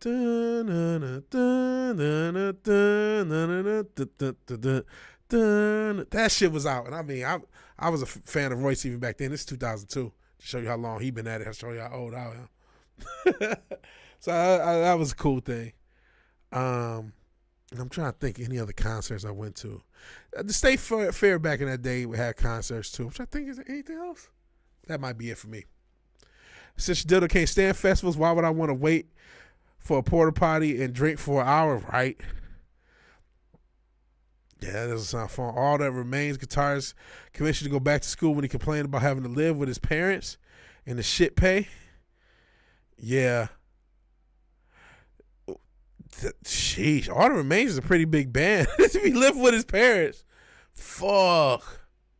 Lollapalooza is a thing apparently. I didn't know that listless, but Central Dildo said it is. Limp Bizkit. I know they had they came back in recent years. Limp Bizkit. They're still trying to resuscitate Woodstock. Wow, I did not know that. Forbidden Ruin. And you're right. Their strength is their defense. I also think they're running again. I think Saquon Barkley is my MVP. He's probably not going to win, but he is my MVP. Oh, this was in '99. I paid $5 to see Limp Bizkit tops. I wouldn't want to pay, but if they were like start like an opening act, it would be cool to see Limp Bizkit. It's my way or the highway. Keep rolling. What? They had a rolling remix with DMX. It was actually pretty cool. Went to Ozfest every year. They were always near here and around your birthday. Dope. Paid $0. They mime it. Paul Stanley is a faker. Fuck Kiss. I mean, they had Detroit Rock City, but still, fuck them. But you know, that's a common thing now. I mean, should be a surprise to nobody. A lot of it is using backing tracks. Even these bands, even these metal bands, by the way, even these metal bands are using backing tracks and miming their way through shit, and or using a lot of auto-tune. And then a lot of with this metal, man, I'm not a big metal guy, but I know enough. And I'm a production guy. That's what I do know enough. And I've been absolutely perplexed about this for at least a decade. At least since the modern era of production. The advantage that bands have over every other art form, and that rock still has, is you have live fucking percussion. You have an actual fucking drummer and an actual fucking bassist, but I'm really focused on the drums. Why then, if you have a live fucking drummer, do you use drum samples and then drum program over top of the drummer, then overcompress the shit out of it and do it all the exact same way so everybody's drums sound the same and they sound shitty and they sound fake on songs? I don't understand it. And it actually puts me off of metal and a lot of rock when I hear that production technique. And for 10, 15 now years, that has been the most popular way to produce drums, and it fucking drives me crazy. I have no idea how metal fans have dealt with it for this long. And so when you do that, well, of course you're going to fucking use a backing track because you didn't really use your fucking drummer. And I was nice to even act as if they kept the drummer in. Sometimes there's no drummer ever. It's just fucking programmed drums. So what the fuck is the point? What the fuck is the point of being a band if you're not really a fucking band? It boggles my fucking mind. And the metal guys in the thing, can someone explain why this is a thing? And I know I'm not the only one to notice it, because I know rock people and metal people are really specific on production, and they know it when they hear it. They know when they hear something bad in production. We know when the mix is fucked up. Y'all know what I'm talking about, that overproduced drum sound, and a lot of it is using drum samples. And they don't even use samples from the fucking drummer. They take a sample pack. That's what hip-hop artists and EDM artists and electronic artists do. We use sample packs. You have a fucking drummer. What do you use him? Even if he sucks, he's still a human drummer. Jesus, it drives me nuts. Oh, jeez. All right, let me see. Everyone else says, right, Kiss sucks. Shout out to Kiss. All three were free radio stations. Yeah, the one I talked about, Summer Jam, that was a radio station concert. That was free. But Forbidden Row, the concerts he was talking about in the Virginia area, from Hampton, Virginia radio, they were, they won call-in contests. Dope. That's dope. Those are hard to win. You got to call in a trillion times. 3 of us got drunk in the parking lot. All 3, 24-pack of beer was cheaper than the venue. I'm sure it was. I reject all your hate, and I like what I like. That's the spirit. Fred Durst. I think he's in his 50s or 60s, probably in his 60s. Actually, the concert did cost us the 3 24-packs of beer and the gas. Undertaker. Going 101 with the Undertaker player. Appreciate you being here, Retro Richard. Loserville tour was hilarious. Corey Feldman opened up with Limp Bizkit headlining. Wow. I did see Corey Feldman. I think we might even played some of his weird music and the fact that he has a band. Nothing like partying with USAF Air Force staff sergeants, says Forbidden Ruin. Look, you saw the GOAT. I'm assuming you're talking about Corey Feldman. Didn't go. Okay. Saw Clips not paying money for all that. I paid to see Feldman. Imagine the lows. That's the draw of seeing Corey Feldman in tour, right? You know, paying for the absurdity of it. He's kind of a novelty act, right? His set was pretty funny. Search that shit. I think we've played it before. He is a goofy motherfucker. Still try catch Pearl Jam. They still tour and sound the same. One less member to pay, maybe. I mean, you're not wrong, because if he's not on the fucking thing. We had 3 phone lines in the house. That's what's up. You had 3 chances. So that's why I kept hitting on those things. You can get through. You can get through a radio station. I mean, I don't know. It's probably a lot easier now. Nobody listens to the damn radio. But back then, you know, I was got through. I was supposed to do a freestyle thing back in the mid-2000s. And they never called. They would say, all right, we'll call you back. And they never called me back. So. But I had freestyle for the motherfuckers. All right, yeah, cool. We gonna call you right. What's your number? Okay, we gonna call you back because the freestyle contest wasn't for like another hour. I kept listening. I had my thing. They never called me back. It is what it is. I probably should have redialed again. It is what it is. Ozfest 07 was free if you bought his new album at the time. I see. Drunk in Public at 19. If VA was a dangerous act, I see. It was a different era back then, though.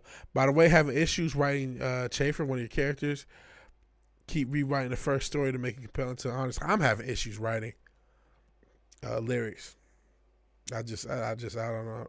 If you figure out something for your writing block, let them know. Vision them freestyle. No, it probably is for the best. Though I wonder if it was the same freestyle contest that allegedly Big Sean won. I don't know. I was actually not in Detroit at the time, about an hour and so out. That's why I lived in rural Michigan. But it is what it is. Things happen the way they happen. But good luck with writing, man. And Tom is just having issues. I'm just having issues, too. Let's get back into these weird-ass trailers. I still can't believe they platformed. I hate to use that term, this Cat Lee shit. I'm not going to do The Witcher. I think enough people talked about this. I didn't see this though. Mafia: The Old Country. Let's see what's going on here. All of the men in this room are bound by blood. This is a fact. So real quick, let's start off with the issues. All of the men in this room. In-engine cinematic rendered for trailers. That means this is not representative of what you're gonna get. So toss a coin to your bitcher. People all say one of your villains, a French midget con artist, isn't interesting. I see. Feminism is such a soy boy. Looking at how he came up, man. I was watching this podcast called, and I watched it for a few different things. Your favorite band sucks, and they had like a 4 or 5 part series on Eminem, and they're interesting podcasts. They definitely are very good at calling out bullshit in artist stories. And calling out, they have a lot of shit on Eminem, and some of it I knew already about how the Rap Olympics were really for him to fucking win, and Wendy Day and all that shit. But they really poke holes in the idea of they really shit on Eminem something crazy. And for other groups, when they would talk about the Strokes and some of the fact that the Strokes were really a bunch of nepo babies that kind of lucked up into being what they were, and they call out a lot of bullshit. And honestly, their comments are interesting because there's so many people. Granted, there is some sarcasm with what they're doing because they pick every band they can, but there's so many people who are in disbelief that somebody dislikes their band. Like, oh, of course this is ironic. Of course this is just a joke. It's like, well, some of the points they're making is fucking valid. So yeah, it's just funny. You know, we talked about Vigilante, Eminem. Feminist woman love Eminem. Ficky. But yeah, there's definitely some holes in that Eminem story. There's definitely some holes in that story. I'm still, I'm a fan of the good stuff. There's a lot of not good stuff though. Toss a coin to your bitcher. Money makes people bitches. That's also true too. I could live the rest of my life without ever hearing that dumbass song again. Toss coin to your butch. Your butch is yeastless. The wither for you. Stands are gonna stand. All right, let's I'll shut up and just let this play because this will probably tell us nothing about the game. The game either won't come out or it'll be a fucking disaster. Actually, I'm gonna turn this up as well. Let's just go through it again. Yeah, here we go. All of the men in this room are bound by blood. This is a family. And in this family, we follow a code of honor. It is not forgiving.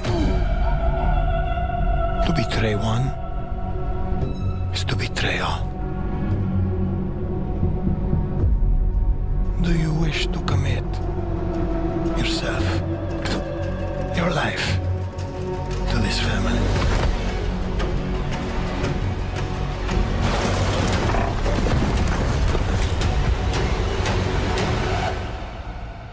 I do.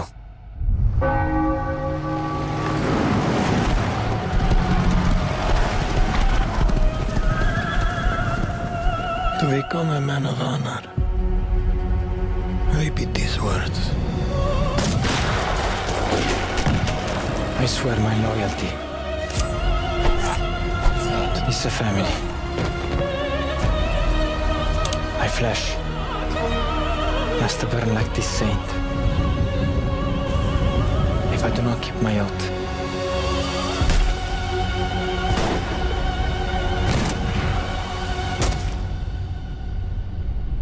Welcome, Enzo.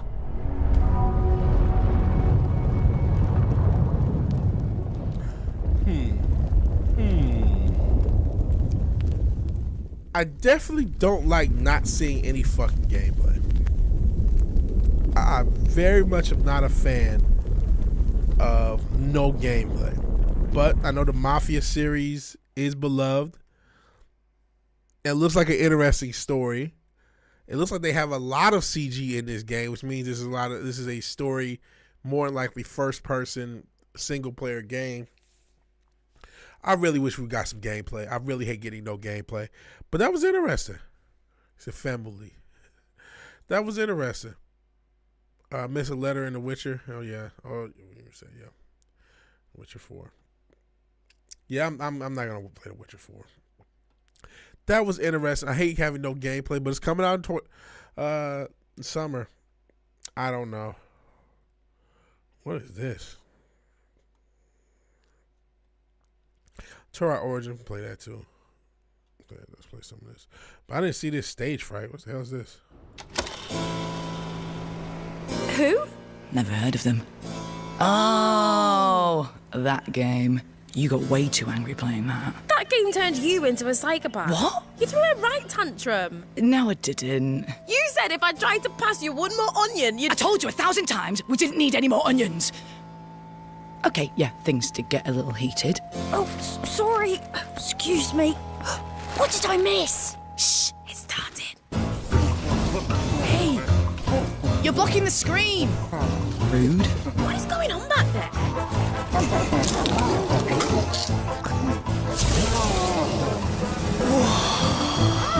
This looks pretty good. Oh, this looks wicked. Oh my. Oh, it's a two-player. And they're showing so much gameplay. Oh, no. What's happening?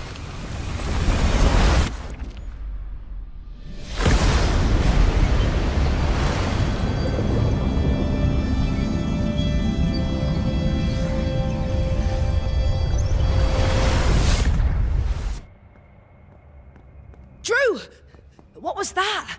Did you feel that? Oh, I don't understand what's happening. I'm This wouldn't grinding have through this happened at shit, man. E3. What the heck is that?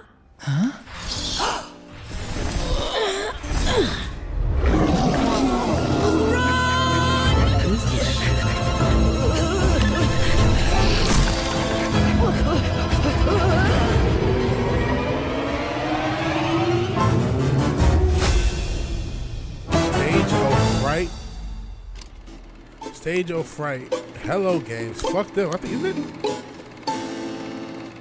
isn't Hello Games the same motherfuckers that made No Man's Sky that I complained about? What is this shit? And these fuckers are happy as fuck for this garbage. Has anyone ever played Overcooked? I have. I did not like it. It's a little party game. I played it. It was too much for me. You guys have to cooperate to cook food in this cutesy universe. Actually, let's hold on before we go into Turok. Let's pump our brakes. Let's talk a little bit more about this because Cotton hit the nail on the head. Are there any fun games or is it just dramatic bullshit? We got a game that I'm sick of these trailers not telling us shit about the fucking game. This is not movies, motherfucker. With movies, excuse me, I just want to see enough to know if I'm interested in the movie and know more so I can have the surprises revealed at a movie. For games, I need to see how it looks to play the game to decide if I'm going to have interest. Now, obviously, we live in a day and age where there's a lot more information that's going to come out about the game as the game launches. You can always wait till the game launches for some asshole like me to actually play the fucking game. But, like, what the fuck was that? What the fuck are most of these trailers? Very little gameplay, bunch of cinematic shit. That whole thing had nothing to do with the fucking game. And it's not authentic because nobody got stabbed or assaulted by a Pakistani man. So I don't know what the fuck happened there. But that's Stage of Fright, everybody. If you want to pay Hello Games, again, the same...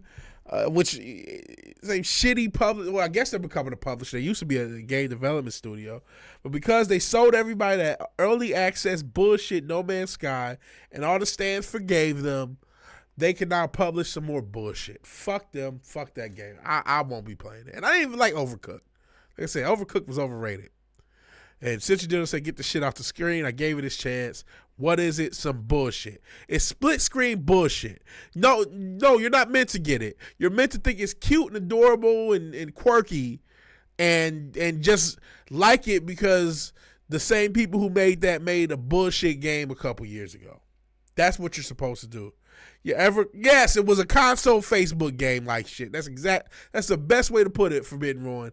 It's like a Facebook game or a Jackbox game. That's what it felt like. Must be some permanently online sexual shit. Video Game Wars didn't announce anything worth looking forward to. They punched a bunch of woke she-ball shit. Or pushed a bunch of... I wish they were punching woke she-bosses. It might be more interesting. I didn't see the awards, and I saw a lot of the cool trailers. Like, I didn't see this Turok trailer, which is actually one of the better ones that we're about to play. I watched some of them with Bro Gelati. He didn't show me all, and I see why. I see why he didn't show me Catley or that bullshit that we just saw. Stage on Fright. It's like, no, this isn't worthwhile. The game industry is going to kill itself. There's nothing I could do. Hopefully there's a few cool games to come out, though. And there's still retro gaming, so fuck it. Let's, speaking of retro gaming, let's check out Turok.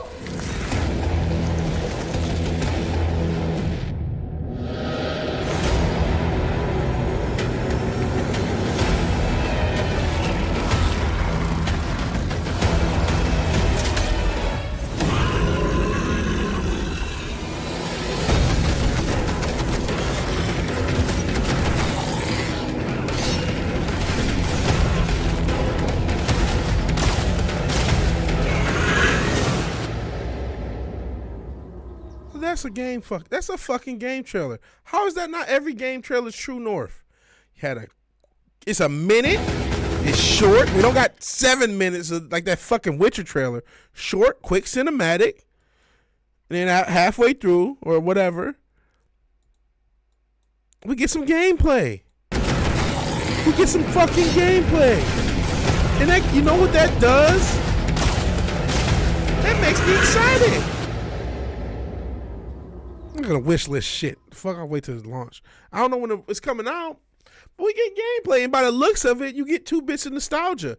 You get the people who remember the original Turok games from the N64 era, even though I think there was a reboot attempted. And then I can't help but to think of Gears of War, a nice third person. I'm not sure that's a cover shooter, but a dope third person shooter with the futuristic space, archery and all the other cool shit. Out of all the games, that actually looks interesting, and it's also co-op. That looks interesting. Also releasing for all platforms. Might be something we fuck with in 2025. So yeah, I think that's going to be a pretty cool game. I think that looks pretty cool. And thank you for showing us how it looks. If we just got that shitty cinematic, I wouldn't have gave a fuck. Some people wanted to be looking at the comments real quick. Some people want a first-person shooter. Some people are very upset it's not a first-person shooter, which it was in 64. Some people want, yeah. Once I saw third person, my excitement disappeared. Fair enough. Looks generic. Yeah, a lot of people are mad that we're not getting the first-person shooter. The Warframe free-to-play trash. Oof. We got Turok for GTA 6. So it's some mixed. Looks nothing like Turok. Should have been more like the new Doom games. That's fair. Could have been. So there is some controversy about Turok switching from first person to third person. I'm okay with it personally, but I get that because it was one of the innovative first person shooters on the 64. So I get that there's going to be some backlash, and that's probably not that's an understandable thing. Honestly, that's understandable. But I'm intrigued. I'm intrigued personally. I get how people want a first person shooter though. Let's see. Y'all should play Burrito Bison. I got it on my phone. I never heard of it. Turok 28 million years later. Boost. Oh Lord. I watched the full Ozzy streaming. I never heard of him. The VGA called out Turok halfway through the trailer. That's pretty cool. Watch Turok become Game of the Year over Witcher 4. Hey, Soul Assassin. Depends. Turok has an animated film on YouTube. And Turok was originally a comic book. I did not know that, Fizz. Always there with the knowledge. And yeah, I didn't know they had an animated film either, Soul Assassin. Appreciate you being here. Weirdos do have a foot fetish. So does Blizzard. I'm not spending money on games. Fair enough. Fair enough. That's always an option. There's a reason people feel the way they feel about that. There's a few other trailers. Now, I wasn't big into Borderlands, personally. My brother actually is a fan, but he actually didn't show me his trailer. So let's check this out.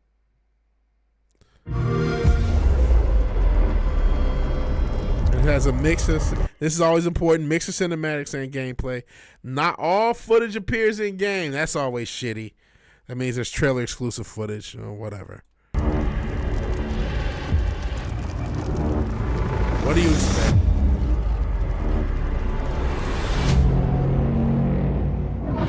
Lethal Lightning Rage you Rhino other Australian guy. Okay.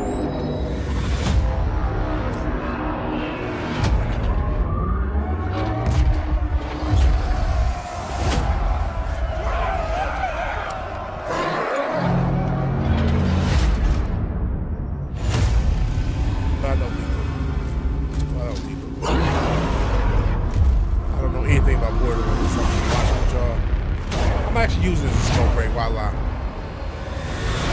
play Borderlands 1 and 2. Yeah, right. Not about to play it.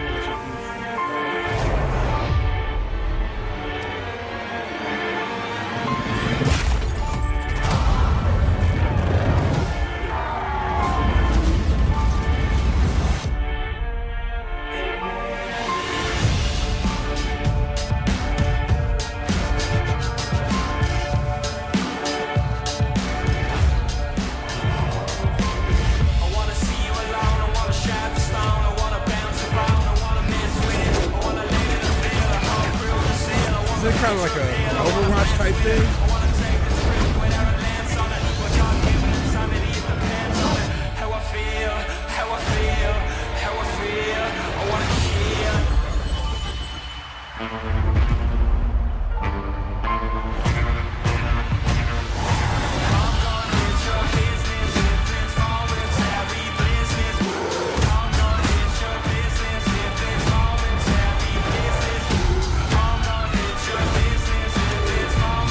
Oh, finally, gameplay.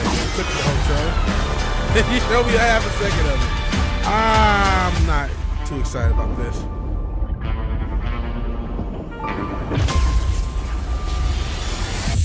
Oof. I'll be passing on that, personally. I mean, that was very overproduced to me. Very overproduced. But I mean, I don't know about that. But I'm not a fan of the series. I don't know. If it look overproduced and very, man, there's a disconnect with the whole of the entertainment industry and the people. One of the biggest disconnects is marketing. I don't think they have a clue how to market to us anymore. And they just try with, well, this seems cool. We got the music and the stomping and the cinematics. They don't realize why we buy games.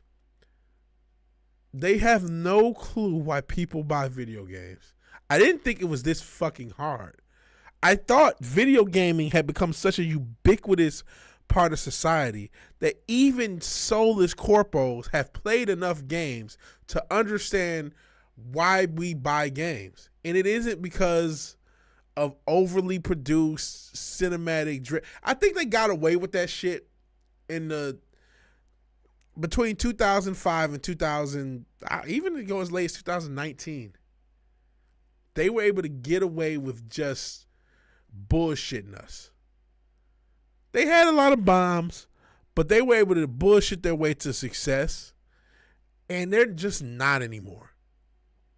They went to the well one too many times, and they burnt us one too many times, and they got too greedy. So now we're a little bit more critical, and we're not just useless eaters like they think, and we're not just gonna accept, oh, you put a bunch of little pretty visuals and a cool little trailer, and I can't wait to play Borderlands 4.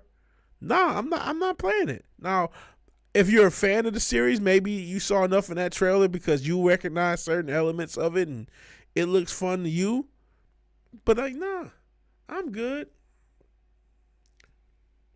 I'll pass. And I'm passing off mechanics. I'm not even getting into the woke shit. That's his own kettle of fish to fry. Soul Sassy played. Yeah, you're not unless you're a huge fan of it. Okay. Yeah, remove the bitch thing. I didn't really like the music. Don't trust them. They'll find way to have woke shit in the game. I haven't even addressed that whole thing when talking about the gaming shit. I'm just so worried about the bullshit. We ain't even got to the woke shit. But you're not wrong. Yeah, with Borderlands, Fallout, Cyberpunk, 3 games, they can woke it up with the messaging. Some do, I guess. I guess you're right. Some clearly do, or else they wouldn't be still marketing like this.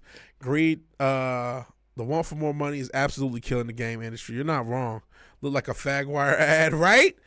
They don't understand. This is what happens when there's such a disconnect. There's a bubble. These industry echo chambers that have happened. I mean, and this is not just something I'm saying. I know I have the history of the, it's gonna be woke.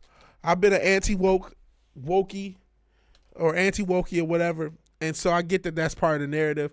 But, oh, man, I wish I knew the creator. It's a content creator that used to work in the game. And maybe she still does work in the game industry. She's absolutely not a woke individual, but she comments on a lot of the issues with games. And she comments on her experience dealing with games and dealing with the execs and the decision makers in these conversations, and identified not just greed being a problem, but that disconnect being a problem. And she was talking about what's the game? She made a video about that bomb, not in a good way, not in the 90s. This is the bomb way, but a game that bombed. That Concord.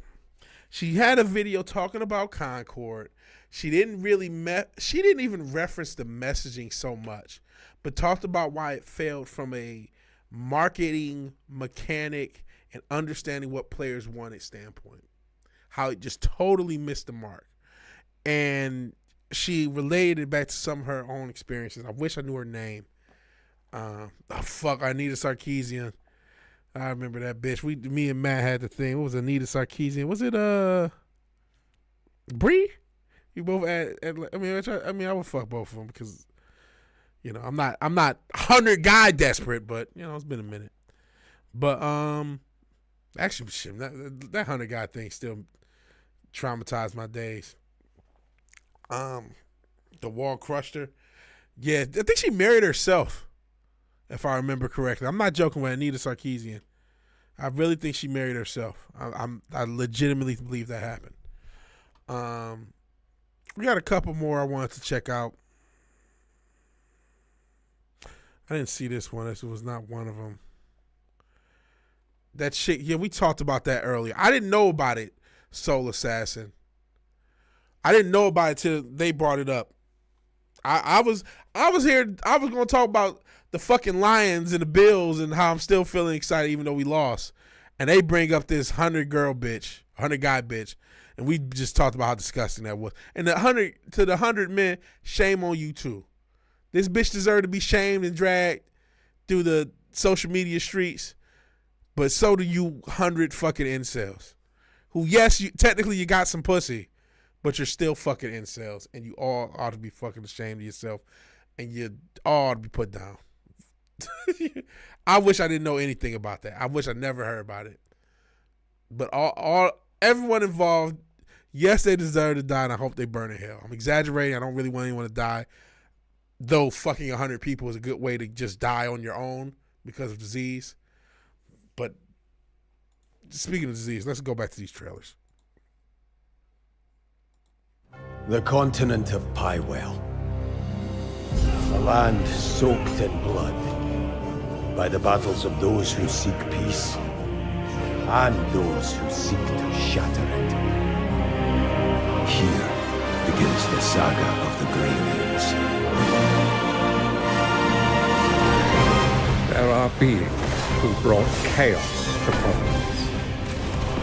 The rifts they have created will return everything to nothingness. We seek to correct this.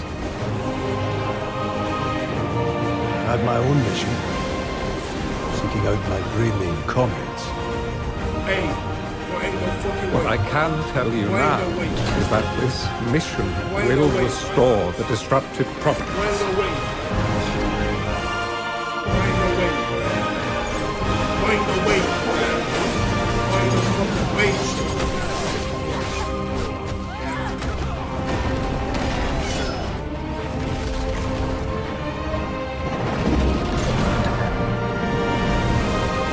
For those who have died, for those who have survived, and for those who will live on, this is our mission.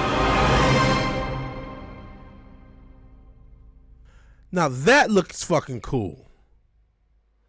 Oh, they got 50 minutes of gameplay. Let me click on this a little bit. We're gonna go through all 50 minutes.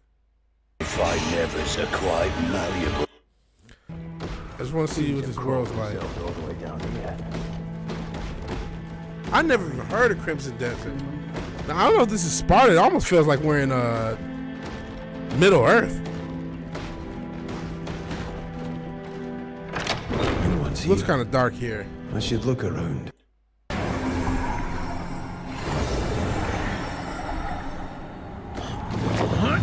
Oh shit.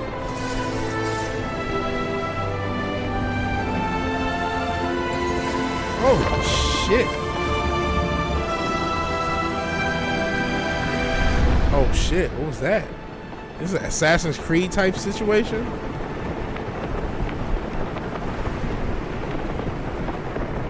Holy shit.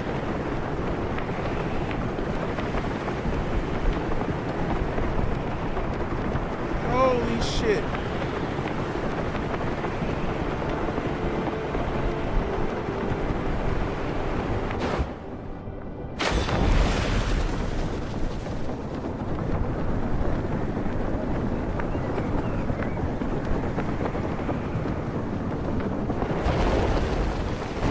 This looks incredible. I'm not gonna lie. This shit, out of all the shit we see, this looks like some real shit. I never heard of this. I'm surprised Borderland didn't show me this. This shit looks cold.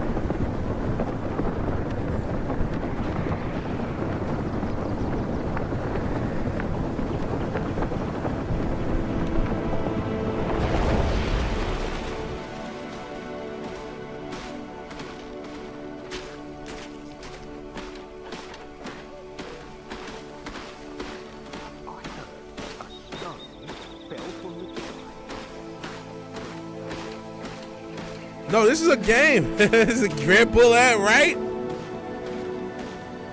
This shit's crazy. So I don't know. This is a Crimson Desert. It looks pretty awesome. I'm gonna be honest. Late 2025. It'll probably be 2026. Incredible. You really are the esteemed Greymane.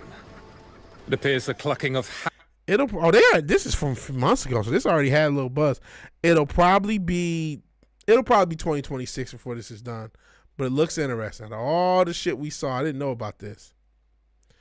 So it's supposed to release 2025. You can play as a fucking dragon. That looks pretty cool. The Mafia trailer looked cool, but I didn't see any gameplay.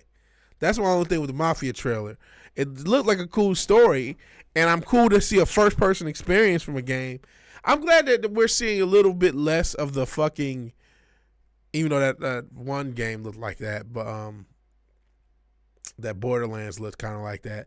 But that fucking use you as a loot box by selling you loot box games, where you got to pay to win to buy online shit and do all this bullshit, and it's a scam. The whole game is really a gotcha game disguised as a real game.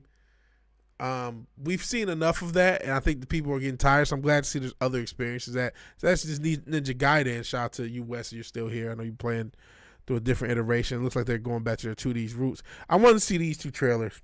Let me see if I missed anything with chat. Y'all sound like fascists. I'm not sure in what regard. If it's because we don't want 100v1 thoughts. I mean, nah, I don't. I mean, I did just put her in the title because, engagement and shit. Because people do watch the playback. We got like 60 views just off the strength. This is Sparta. Is this a Red Bull ad? Next gen question mark? I don't remember let's go back to the trailer and see where. It's on, there you go. Mac app. So like the Steam equivalent. So it's for Mac, PC, PS5, Xbox Series X, and S. So it looks like it is next gen. Fine to have cosmetic extras that are optional, but have a full game first. At least have a full game. Cosmetics, not pay to win, but just cosmetics. That looks interesting. Looks to me all these motherfuckers think they are two filmmakers, not game developers. That is an issue. That absolutely is an issue. A lot of these motherfuckers do think they're auteur filmmakers. They everybody wants to be Shigeru Miyamoto, aka the guy who made Metal Gear Solid. And this, we saw that from Neil Druckmann with that Last of Us bullshit, Last of Us 2. A lot of these motherfuckers do want to be filmmakers, and that's why they're leading with cinematics, and we're not seeing much gameplay. Even Mafia, which also, that looked like a film trailer. As interesting as that was a film trailer. It was not a video game trailer. What am I going to be doing? A cool story is cool, but it's not 19 anything. It is not the early 2000s. I need a game. I guess, Last of Us was a story-based game, but I need to see even what that is. I need to see what these mechanics are like.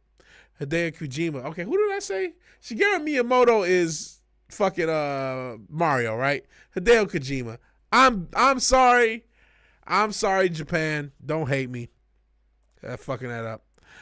Yeah, you're right. There is a lot of artsy-fartsy bullshit since you did it on Cotton. You're right, and I meant to say Kojima. I'm on live stream. I'm 2.5 hours in. It happens, but thank you, Fizz, for the correction. I appreciate that. This trailer I did see. This is actually more my speed. Y'all know I like the retro games in the 2D, and it's cool to see Ninja Gaiden go back to his roots. So let's I'll shut up and watch the Ninja Gaiden Rage Bomb. お前の力はこの程度か。まだまだ。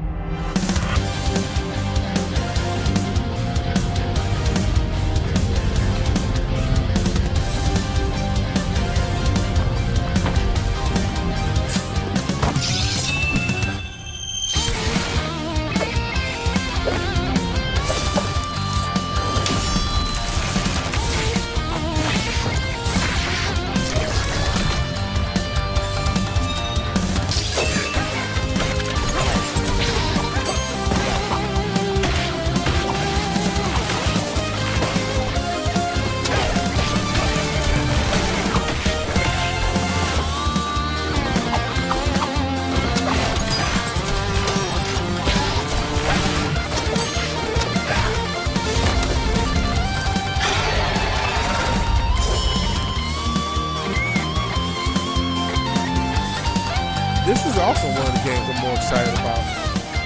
PS4 for the old heads, Switch. This is the beauty about being a lesser game. You can put it on anything. So you can run it on the Switch. You can run it on the PS4 or Xbox Series S for people. Is it S? I don't know which. If you want to run it on an older system, you can. You can run it on a weaker system on Steam, like me. So I'm kind of excited to see Ninja Gaiden. I'm not sure if Wes is still here. I know he's playing through an older Ninja Gaiden, I think for the PS3. I like retro games, and I like retro style games. So I'm excited for that stuff. The first Ninja Gaiden came out late 80s, early 90s, yeah. And no, I'm not sniffing panties to appease the Japanese. Especially when we already see how the women do here, so I don't want to smell ass and jizz juice. Let's look at this Project Century. This one out. And this will probably be the last trailer we check out. I know nothing of it.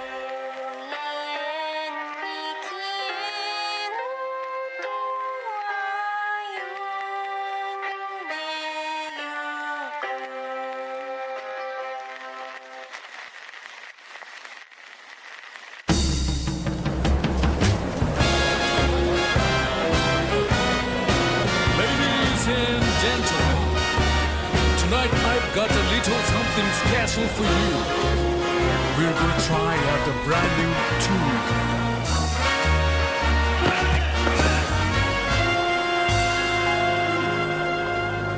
Oh my, your music, your setting praise.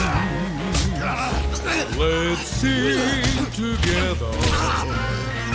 Let's keep on singing another day.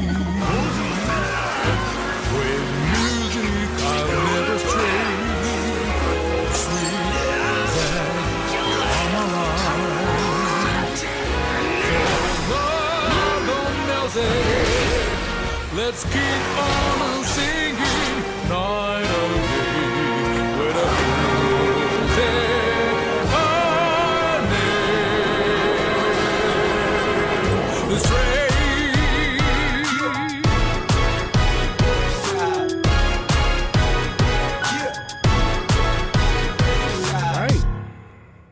So I actually did see that trailer. Oh, shut up, Jeff. Bro Jelani did show me that trailer. I forgot about it. It's basically like, it looks, puts your mind like GTA or just that early 2000s, mid 2000s style Rockstar game. Rather it's a GTA or Bully or Red Dead. But in this, I don't know if that was early Japan or early 1900s Japan or China. So, again, not trying to be racist or anything. I just don't know. Between that and Mafia, we're seeing, because I'm assuming Mafia is going to have a similar style, that early 1900s. That's based in early 1900s Italy. This is based in early 1900s Asia, and but we didn't see any gameplay for Mafia. We did see gameplay for that, even though it said it was alpha gameplay. Also looks interesting, like you said. You like historical stuff, but this is also wild. Basically, Yakuza 1915, yeah, pretty wild. I'm Bobby Mudda. I'm Bobby Mum. What? Yeah, they're going back to the early 1900s. Opium dens. Yeah, World War I era. We're seeing two games going that era. And you're still right about that trying to be a movie thing for most trailers. But at least that trailer, okay, here's gameplay. It does look a bit much. Like, I did not believe you could go on the streets of, I'm not sure if that's supposed to be Tokyo or wherever it was. I'm sure you couldn't just chop people up like that back then. Oh man, but interesting. We'll see what happens with that. Overall, I definitely share some of the concerns of a lot of people with these games. I mean, the fact that Catsy game, hope it's not Nagasaki. Well, if it's 1915, they got a good 20, 30 years before it gets real. Catley. How that game got on IGN's YouTube channel and on the Game Awards, that just shows the game industry still has a long way to go. That is obviously a scam. I cannot believe such a scam got platformed. There are indie developers busting their balls to try to make games with 1, 2, 3-person teams, no advertising, no nothing, and they can't get platformed, but this fucking bullshit can. On top of it, again, we talked about, there's a reason we didn't watch The Witcher for 6.5 minutes of CG fuckery. These are not movies, these are games. If the mechanics suck, you can do all the cool cinematics and the graphical fidelity that's too much for my old system to run. You can do all that shit.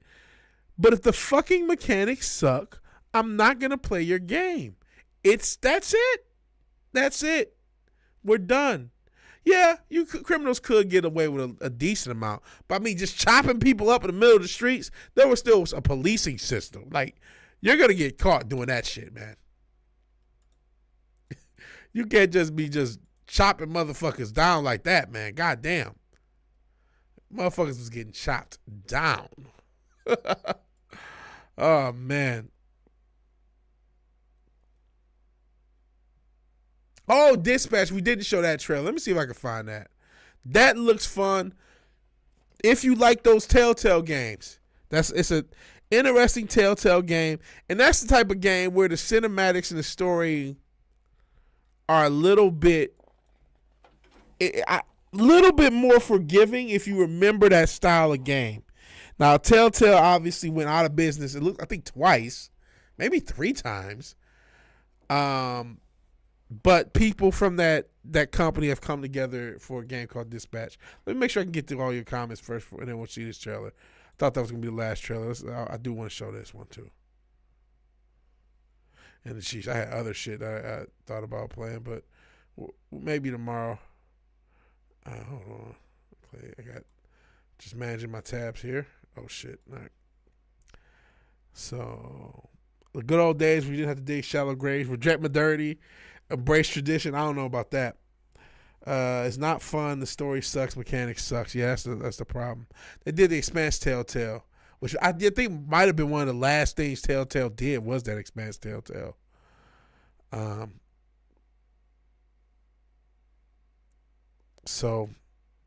But a new company has arisen from some of those developers. And it seems pretty high end as far as there's some pretty famous names attached to it. But I'll just show the trailer. I think this looks pretty interesting personally. But if you're not a fan of these games, you're not.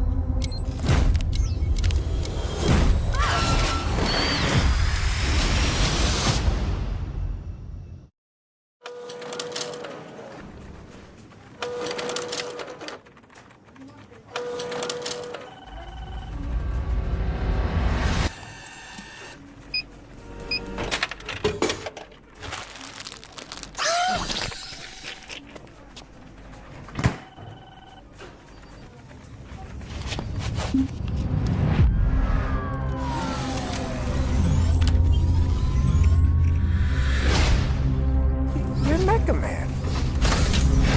You're dead, I thought. Just on the inside. My suit was destroyed. You have a lot left to give. I would like to make you an offer. This is SDN. How can we help you? You want me to sit in an office and dispatch heroes?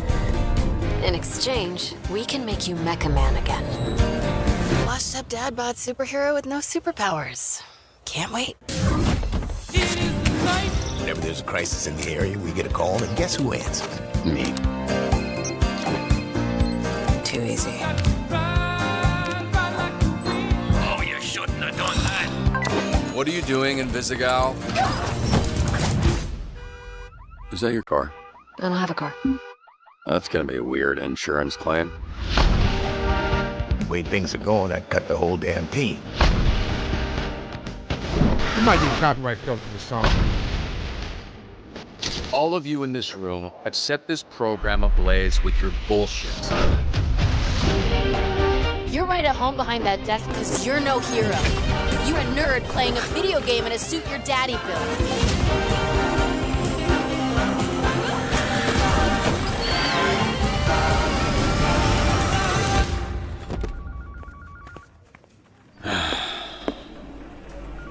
You gonna eat those Twinks? That's not what they're... You know what? Help yourself.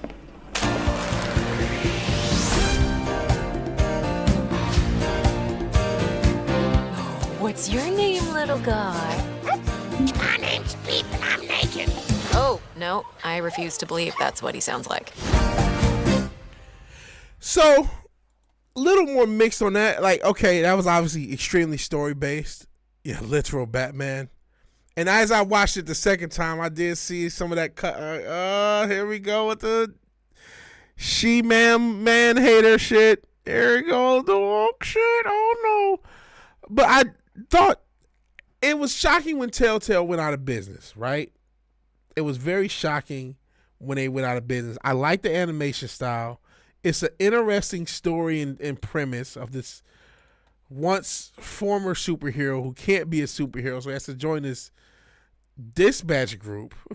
You know what I mean? We dispatch superheroes and using the Telltale system, which they didn't really, they communicated decently, but to me, knowing that that's who made it is people from that, I mean, they had the little copy machine show you the people who made these games, but they really didn't communicate, hey, these are people who used to work for Telltale.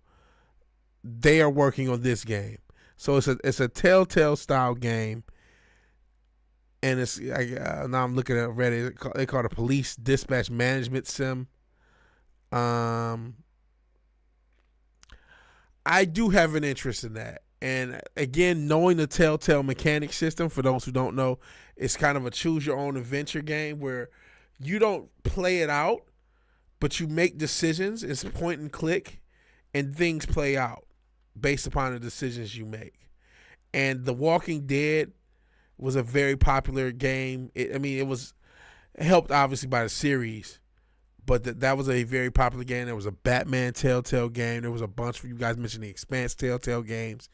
The company went out of business twice, and it looks like this is a third iteration, not of that company. It's a new company. But using some of the people who were involved with the original Telltale. They're former Telltale devs. What's the name of the new company again? Telltale's still around. Because they have a Wolf Among Us 2. I'm just looking at, trying to find out more information. Since fans of Telltale game came on new superhero. I don't know if it's gonna be a best adventure game. So I guess Telltale is still around. That's good. Oh, they did suffer a round of layoffs toward the end of last year. So there is it's made by ex-Telltale staff, and it is using similar mechanics to those games. And they clearly were able to get a budget because there were quite a few individuals like Aaron Paul of even though he's done voice acting, but of was it Breaking Bad? And if I get it wrong, please let me know, because we're getting close to 3 hours. I'm probably gonna get out of here. But it looks, I was more interested until watching it the first time at my brother's house. And I was actually seeing it. Oh, I noticed a lot of superheroes are female, and they're making fun of the dude. And they say he had a dad body, even though he has an average man physique. And here we go with the emasculate the man thing. Oh, here we go. It was a lot of female superheroes. Yeah, it's more of an interactive story. One of the replayability elements is going down one story tree and then playing it again or playing it from a certain point and then making different decisions to go down a different series tree. In some ways, the meta of these games is to play through them to see all the different ways the story could go. That's really kind of what it is. And that's what makes these games fun.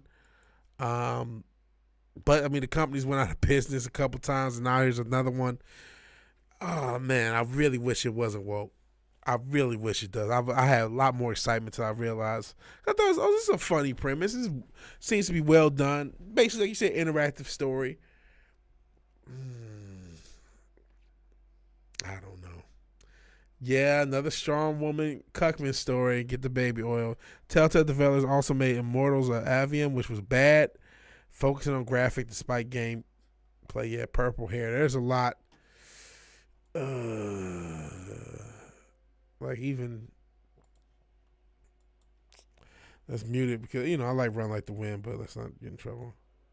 But you go through it and you say, okay, he's Mecha Man and he has to retire. Like, that seems like an interesting thing. But then you get into it. Purple hair bitch, call him dad bod. You had the little female. Here's a female. And you start to look, and then there's another female. And you're like, wait, are there any male superheroes here? Are there any male superheroes? No male. And then the one time you see a male superhero, he's laid out.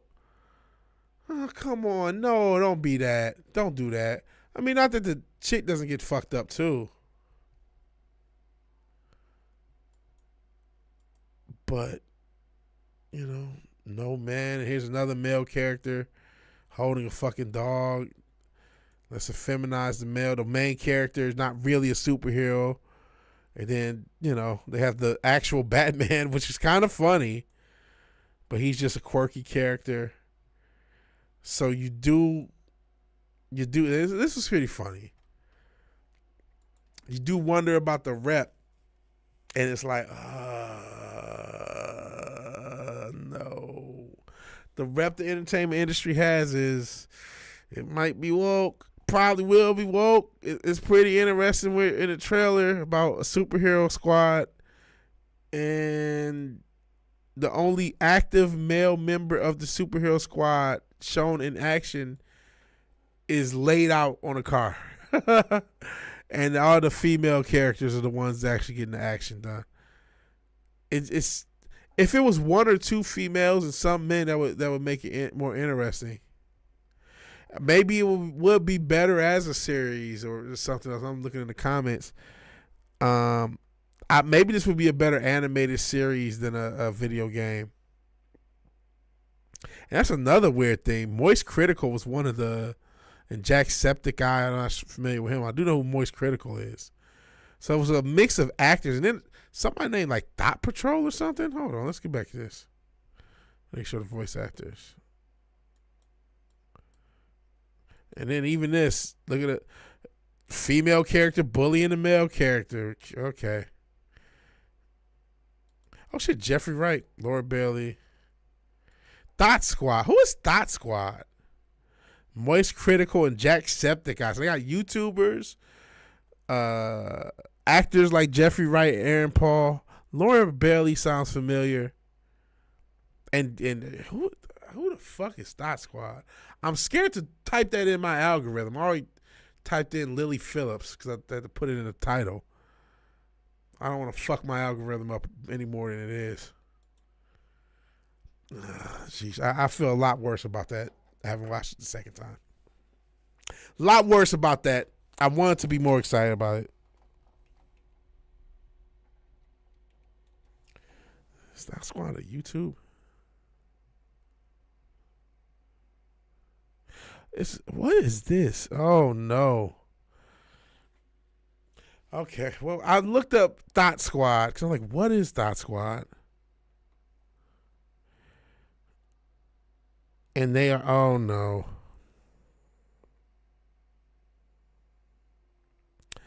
This is Dot Squad, ladies and gentlemen.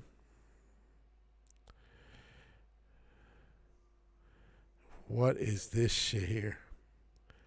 How does somebody with 41,000 subscribers, who's allegedly an independent musician, and there seems to be a lot of AstroTurf here to get 41,000 subscribers, and they're in this game. Shout out my Ninja Gucci. I don't know what to say. Splendid. Sounds wonderful. I'll be skipping that. I wish everyone the best. The premise definitely seems interesting. You know, one more trailer because I don't want to go out on that shit. And this is one I'm a little more interested in. I actually played a previous game in the series recently. I'm going to get better at this game. And actually, I didn't see this trailer. So let's check out Virtua Fighter. I'm glad this series is coming back. The fighting game space is getting a lot more interesting. All right, Fizz, I don't know if you're getting out here. We're going to go one more trailer, and then we'll get out of here. But if that's it for you, that's understandable because was it 1 a.m.? Yeah, 1:30. We'll do one more trailer, and then we'll leave. So I want to see this Virtua Fighter. I got to palate cleanse myself, really, from Dot Squad and that whole thing. So let's check this out.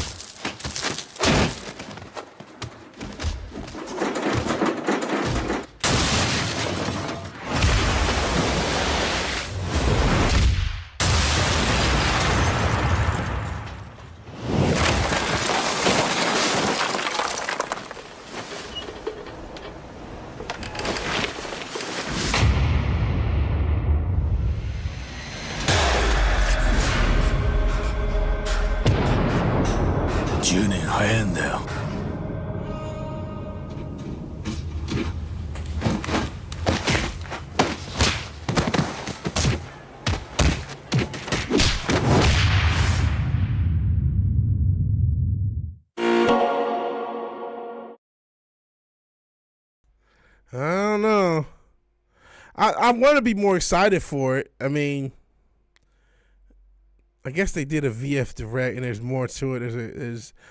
So what's going on with Virtua Fighter? For those who don't know the story, and they didn't really explain it, is Virtua Fighter 5 is getting relaunched for Steam. It came out, the last one I think came out 2006, but they've done a few revisions of that throughout the years. The last one of those being 2012, I believe, or 13. So they're giving one more re-release of Virtua Fighter 5, which they've, like I said, they've done revisions of Virtua Fighter 5. And that's coming to Steam January. And then either later on this year or next, when I say this year, now I'm talking about 2025, which it will be in 2 or 3 weeks. But later on in 2025 or 2026, Virtua Fighter 6 will be coming out. So I'm semi-excited about that. That trailer gave me no information. The information I already knew was plenty. So yeah, we got got a couple of haikus, a bunch of stuff that definitely doesn't matter in a fighting game, all this cinematic shit. And like literally 10 seconds of gameplay. These people have to learn to cut trailers for video games. Video games are not movies, ladies and gentlemen. And I get that you were able to cut cinematic trailers in the past, and you were able to pull people in off of cool graphics, cool cinematics, and a lot of stuff that works in film will work for video games. And so you just cut movie trailers. There's a way to cut a video game trailer, and that way has to include gameplay. Even teasers. Show us where your game is. If you are not able to show us where your game is, then it's too early for a trailer. That simple. You could announce a game many ways, and I do get it's the Game Awards. This is the best time. I already know, if I clip something out or if somebody may say in the chat, well, you say that, but it's the Game Awards. This is the big time to get your trailer out in front of eyes. So even if your game is nowhere near finished, just to build hype, you want to show people anything. So if you can show them a cinematic trailer, you will still build hype. I get that. I get that. And I understand it's a thing. I understand having mind space, pause, or just being thought of in the public eye and in the zeitgeist of the gaming medium is a very important thing. Anyone caring about your game existing at all is very important. So having a cinematic trailer that is cut a certain way may engender enough excitement. But man, if I can't see what I'm going to do in this fucking game, I don't give a fuck. You know what I'm saying? Because I'm old. Because I'm in my late 30s and I've seen this game and seen this dance before. And I guess there's always a new generation of people turning 15, pause. So there's always a new generation who may fall for the gimmickry of a cinematic, no gameplay trailer. But I feel like each generation gets smarter. So the shit you were able to fool us goofy ass motherfuckers back in the day on, you're not necessarily able to fool some of these Zoomers. And even just me, man, in 2006, something with real cool graphics and cinematic trailer, I'd be, oh man. Shit, we all remember that Gears of War commercial that had Mad World, and it was just like 30 seconds, but how effective that fucking commercial was with the little sad music and the quick cinematic. It didn't have much gameplay in it. It's a generationally remembered commercial, that Mad World Gears of War ad. But that was 2008. That was 16 years ago, homie. There's a way of cutting a video game trailer, and this ain't it, Chief. All right. On that bombshell, it is definitely time to end. It has been fun. I'll try to get to a stream tomorrow. I actually got to take Dog Jelani, a.k.a. Zeus, to the vet because he's been chewing on his one leg too much. So might as well get that looked at. But I'll try to stream tomorrow, and I'll try to get more content, at least some clips up. I know a lot of you watch a lot of these streams, so, if a clip pops up, I get it. But we've done some good content on these streams. So on that bombshell, it's time to end. So if you like the video, please like the video. If you're so obliged to share and subscribe, please do that. And even if you do none of these things, nothing. Thank you for watching. Thank you for your time. Good night. God bless. I will talk to all you guys later. Peace.